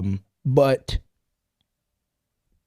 it's okay, bro, because when they go low, we are gonna go lower. I'm gonna go to hell. Next week we're gonna go to hell. Don't worry. Next week we're going to hell. We're gonna go to hell on it, but they're gonna go high. Obviously, this week is they're unveiling the Obama Center this entire week, but like I'm pretty sure tomorrow or the next day is like the big day. Yep. Everybody gonna be out here. They announced the performances. They're having like I know U2's gonna be there. They had like JAAM gonna be out there. Well, I'm gonna probably pull up. We'll probably. Yeah, well, nah. I mean, it's a public center. We didn't get invited because. But it's a public center, so we're gonna pull up and well, I'm gonna pull up. I don't want to speak for everybody, niggas. I'm probably gonna pull up. Yeah, say something. See it. Yeah. And at the end of the day, it's still crazy. We had I feel like I get more excited about the concept of like Michelle Obama nowadays than I do Barack because real life, we've never had a black woman first lady, unironically, and I don't know if we'll have it again because until we get another nigga in there.